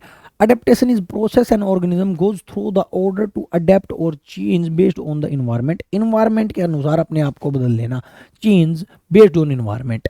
N organism will adapt in a way that increases the organism survivability, यानी कि उनको सर्वाइव करने के लिए, उनको जीवित रहने के लिए बहुत ज़्यादा जरूरी है। अगर कोई भी एनिमल अपने आप को अडेप्ट नहीं करेगा, मान के चलो हम गर्मी में अडेप्ट नहीं करते अपनी बॉडी को, मान के चलो कई दफ़ा क्या हो जाती है, तुरंत एकदम से गर्मी हो जाती है, धीरे धीरे होती है तो बॉडी अडेप्ट कर लेती है, गर्मी आ गई भाई, धीरे धीरे सर्दी होती है तो अडेप्ट कर लेती है, लेकिन एकदम से अगर सर्दी या गर्मी आती है ना तो हम बीमार हो जाते हैं। उसका रीज़न क्या होता है, क्योंकि हमारी बॉडी अडेप्ट नहीं कर पाती उस चीज़ को। तो अडेप्टेशन बहुत ज़्यादा ज़रूरी है कहीं पर भी, किसी भी इन्वायरमेंट में रहने के लिए। जैसे कि एक अच्छा एग्जाम्पल है, camel has adapted physically to have a hump that store excess fat. देखिए वो क्या करता है, एक जो ऊंट होता है वो अपना हम्प, मतलब एक कुंबड़ रखता है, कुंबड़ होता है, अपने कुंबड़ में फैट को स्टोर कर लेता है ताकि उसको ज़्यादा दिन तक बिना खाए और पिए रह सके वो, ठीक है। इसलिए वो अडेप्ट हो जाता है, अडेप्टेशन ले लेता है एक अपनी। तो बहुत सी अडेप्टेशन होती हैं, आगे भी अपन पढ़ेंगे। जैसे अडेप्टेशन जो होती है मेनली 3 टाइप की होती हैं, मॉर्फोलॉजिकल हो सकती है, फिजिकल हो सकती है, और एक प्रैक्टिकल भी हो सकती है, व्यवहारिक भी हम जो है अडेप्टेशन कर सकते हैं। तो अडेप्टेशन 3 टाइप की होती है, क्वेश्चन पूछ लिया जाता है कितने टाइप की, कोई भी एनिमल 3 टाइप से, या तो अपनी बॉडी में चेंजमेंट ले आएगा, या अपनी फिजिकल में चेंजमेंट लिया होगा, या फिर आपके प्रैक्टिकल व्यवहार में चेंज लिया आएगा। एक बात याद रखना, अडेप्टेशन इमोशनल नहीं हो सकती, ये क्वेश्चन पूछा जाएगा आपसे। इमोशनल अडेप्टेशन कभी भी नहीं हो सकती, आप अपने इमोशन में कभी भी चेंज नहीं ला सकते, इमोशंस अडेप्ट नहीं हो सकती। अडेप्टेशन 3 ही टाइप की होगी, मॉर्फोलॉजिकल, प्रैक्टिकल एंड फिजिकल। देखिएगा, मॉर्फोलॉजिकल का मतलब है अगर आप अपने किसी ऑर्गन में बदलाव कर लेते हैं, ठीक है। तो अडेप्टेशन का मतलब जहां पर आप क्या कर लेते हो, change organism a greater change to survival in the habitat structure. देखिएगा भाई, स्ट्रक्चरल चेंज है ये, बॉडी में स्ट्रक्चरल चेंज अगर होगा तो उसको मॉर्फोलॉजिकल बोलेंगे। जैसे कि जिराफ दे रखा है इसने, giraffes develops their long neck is prime example of this. यानी कि जिराफ ने जो अपनी लंबी लंबी जो नाड़ जो है वो अडेप्ट कर ली ताकि वो ऊपर की पत्तियां खा सके। तो ये अडेप्टेशन हो गई, मॉर्फोलॉजिकल एडेप्टेशन। और भी एग्जांपल मैंने आपको बताए थे, जैसे कि हमारे पास पहले पूंछ होती थी, पूंछ की जरूरत नहीं थी, हमने अडेप्ट कर लिया, मॉर्फोलॉजिकल उसको जो है खत्म कर लिया। चलिएगा, बिहेवियर, बिहेवियर भी हो सकती है। बिहेवियर कैसे, बिहेवियर जैसे कि जिसको हम प्रैक्टिकल बोलते हैं, प्रैक्टिकली भी हम अडेप्ट कर सकते हैं। जैसे कि बहुत से बर्ड्स जो होते हैं ना, वो अपनी जो सेल होती हैं उनको अडेप्ट कर लेते हैं, बहुत सी सेल ले आते हैं अलग अलग टाइप की। जैसे आपने देखा होगा बिहेवियर में, जैसे बैट है, चमगादड़ है, वो अल्ट्रासोनिक साउंड प्रोड्यूस करता है ताकि वो अपने शिकार को पकड़ सके।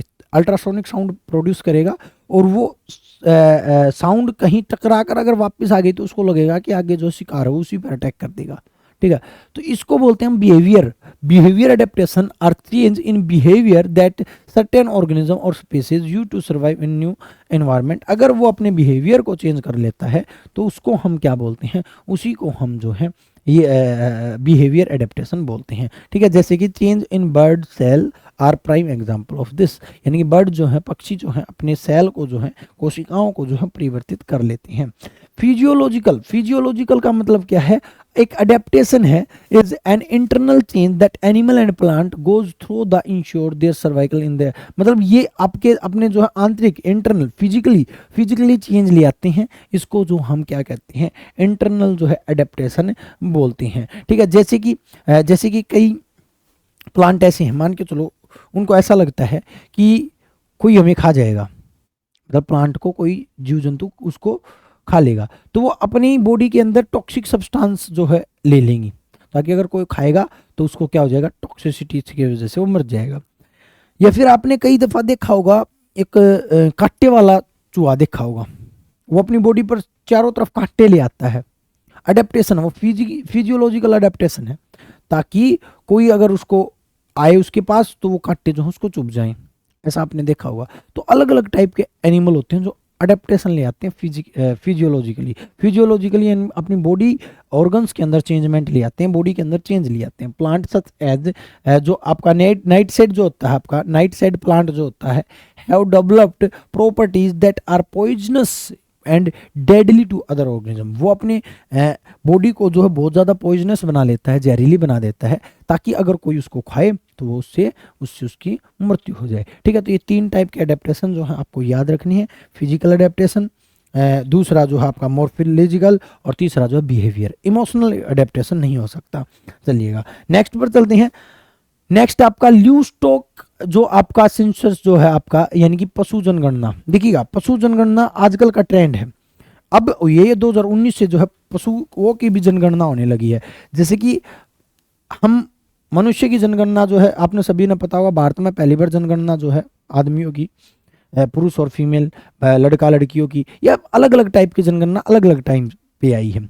सभी ने पता होगा अंग्रेजों ने जनगणना स्टार्ट की, फिर बाद में भारत में भी जनगणना आई, फिर भारत ये लोगों ने जो है जन्म मृत्यु जनगणना भी स्टार्ट की। 1969 में जो है जन्म और मृत्यु की भी जनगणना स्टार्ट कर दी, ठीक है। तो मतलब अलग अलग टाइम पे अलग अलग जनगणना आई। ऐसे ही जो है बहुत से पशुओं की, यानी कि लिवस्टॉक्स की भी जो है आपकी जनगणना हुई, यानी कि कितने पशु हैं, कितनी भैंस है, कितनी बकरी है, कितने बिल्ली हैं, कितने कुत्ते हैं, कितने हाथी हैं, कितने शेर हैं। आपने देखा होगा अभी अभी दोबारा जो है शेर की जनगणना आई है, कि जो चीते जो हैं इतने देश में मौजूद हैं, यानी कि पशुओं की भी जनगणना होती है। तो उसके बारे में देखते हैं। 2019 में आई थी भी ये जनगणना, पहली बार मोदी साहब ने करवाई थी ये पहली बार। देखिएगा ये जो है आपकी जनगणना जो है 5 वर्षों में एक बार की जाती है। पहला क्वेश्चन, पशुओं की जनगणना जो है 5 वर्ष में एक बार की जाती है। पहला क्वेश्चन किसके द्वारा की जाती है? एनिमल हस्बेंड्री स्टेटिस्टिक्स डिवीजन, इसके द्वारा की जाती है। बात याद रखिएगा, आपकी AHSD के द्वारा जो है ये की जाती है, एनिमल हस्बेंड्री स्टेटिस्टिक्स डिवीजन के द्वारा की जाती है। और किस मिनिस्ट्री के अंदर आती है? Agriculture and farmer welfare ministry के अंदर आती है। ये 3 क्वेश्चन आपके बन गए हैं। और कब से शुरू हुई? ये जो है 2019 से शुरू हुई। ये आपके 4 क्वेश्चन बन गए हैं यहाँ से, ठीक है। चलिएगा, the main objective is planning and formulation of various schemes and programmes of animal husbandry and veterinary sector, ठीक है। ये बहुत सी जो मुख्य उद्देश्य हैं जो पशुओं के लिए, पशु या फिर आप कह सकते हो पशुपालन के लिए जो है बहुत ज़्यादा इंपॉर्टेंट है, इन्हीं के लिए जो है ये तैयार की जाती है। जैसे कि आप देखा होगा 2019 की जनगणना आप देख सकते हो कि 2019 में जो है कैटल जो थे वो 192.49 मिलियन के करीब थे, ठीक है। उसके बाद जो बफेलो भैंस जो थी वो 109.85 जो है आपके मिलियन थी, यानी कि सबसे ज़्यादा जो है भैंस पाई जाती हैं। बात याद रखिएगा। अगर आपसे बात पूछे कैटल में, गोट यानी कि बकरी जो है 148 मिलियन है। सीप जो है, भेड़ जो है 74 मिलियन है। पिग यानी कि जो आपके सुअर जो है वो 9.06 मिलियन है। आपका जो पोल्ट्री जो है, मुर्गी वगैरह, बतख वगैरह, ये सारी पोल्ट्री में आती हैं, ये जो है 851 मिलियन है। ठीक है, तो ये जनगणना हुई थी, आपको जनगणना पता होनी चाहिए किसकी कितनी होती है। कैटल का तो पूछ लिया जाता है, 2019 में जो कैटल जो है वो कितनी थी, तो 192.49 जो है मिलियन जो है इतनी कैटल थी। भैंस सबसे ज़्यादा थी, इसलिए जो है आप याद रखना। हालांकि भैंस सबसे ज़्यादा नहीं है, भारत में भैंस सबसे ज़्यादा है। ठीक है, हालांकि वैसे तो गोट जो मतलब जो आपकी बकरी जो है 148 है, लेकिन भैंसों की जो मतलब औसतन रेशियो अगर मैं बात करूँ वो ज़्यादा है। ठीक है, औसतन रेशियो मतलब कहाँ ज़्यादा है, विश्व में भारत में सबसे ज़्यादा भैंस है, ऐसे मान सकते हो आप। विश्व में सबसे ज़्यादा भैंस कहाँ पाई जाती है, भारत में पाई जाती है, इसलिए भैंसों की जनगणना जो है पूछ ली जाती है। बफेलो जो है 109.85 है। इधर देखिएगा, India is the largest highest live stock owner. सबसे ज्यादा अगर कैटल की बात करें, पशुओं की बात करें, पशुधन की बात करें, तो वो कौन है, इंडिया में सबसे ज्यादा है। ठीक है, उसके बाद it stand first in buffalo, मतलब भैंस जो है सबसे एक नंबर पर है। ठीक है, दूसरे नंबर पर गोट एंड फिश जो है आपकी बकरियां और मछलियां जो हैं भारत में दूसरे नंबर पर हैं।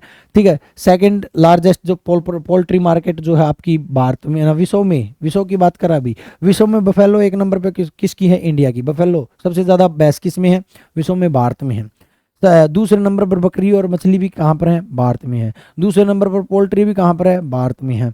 ऊँट जो है भारत में 5वें नंबर पर है। ऊँट का कितने नंबर पर है, 5वें नंबर पे है। ठीक है, तो ये बात आप याद रखिएगा, आपसे इंपॉर्टेंट है, आपसे पूछ सकता है कि ये जो जनगणना जो है वो कब हुई थी। यहाँ पर देख सकते हो टोटल जो आपकी जो पशुधन है वो आपके 536.76 मिलियन है। ठीक है, total stock population in rural and urban is 514.11 million है। ठीक है, एंड 22.65 मिलियन, यानी कि रूरल में ज़्यादा है, अर्बन में तो भाई कौन, शहरों में कौन पशुधन रखेगा। ठीक है, पशुधन ज़्यादा जो है अर्बन में है। ठीक है, इस चीज़ को आप याद रखिएगा, ज़्यादा जो है इंपॉर्टेंट जो है फैक्ट आपको याद रखना है। ग्रामीण में जो है 95.78% है, और आपके जो अर्बन है उसमें आपके 4.22% है। तो ये डेटा जो है आपको याद रखनी है। पशु जनगणना के बारे में याद रखना है, 2019 में पहली बार जो है पशु जनगणना करवाई गई थी। आपके लिए क्वेश्चन है, आप कमेंट में करेंगे करंट अफेयर का। प्रधानमंत्री नरेंद्र मोदी ने अभी अभी बाघ जनगणना की है, कितने बाघों की संख्या बढ़ गई है, टोटल अब कितने जो हैं बाघ हो गए हैं। पहले 2867 बाघ हुआ करते थे। ठीक है, 2867 बाघ हुआ करते थे, अब कितने जो है इंक्रीज होके कितने हो गए हैं ये आपको बताना है।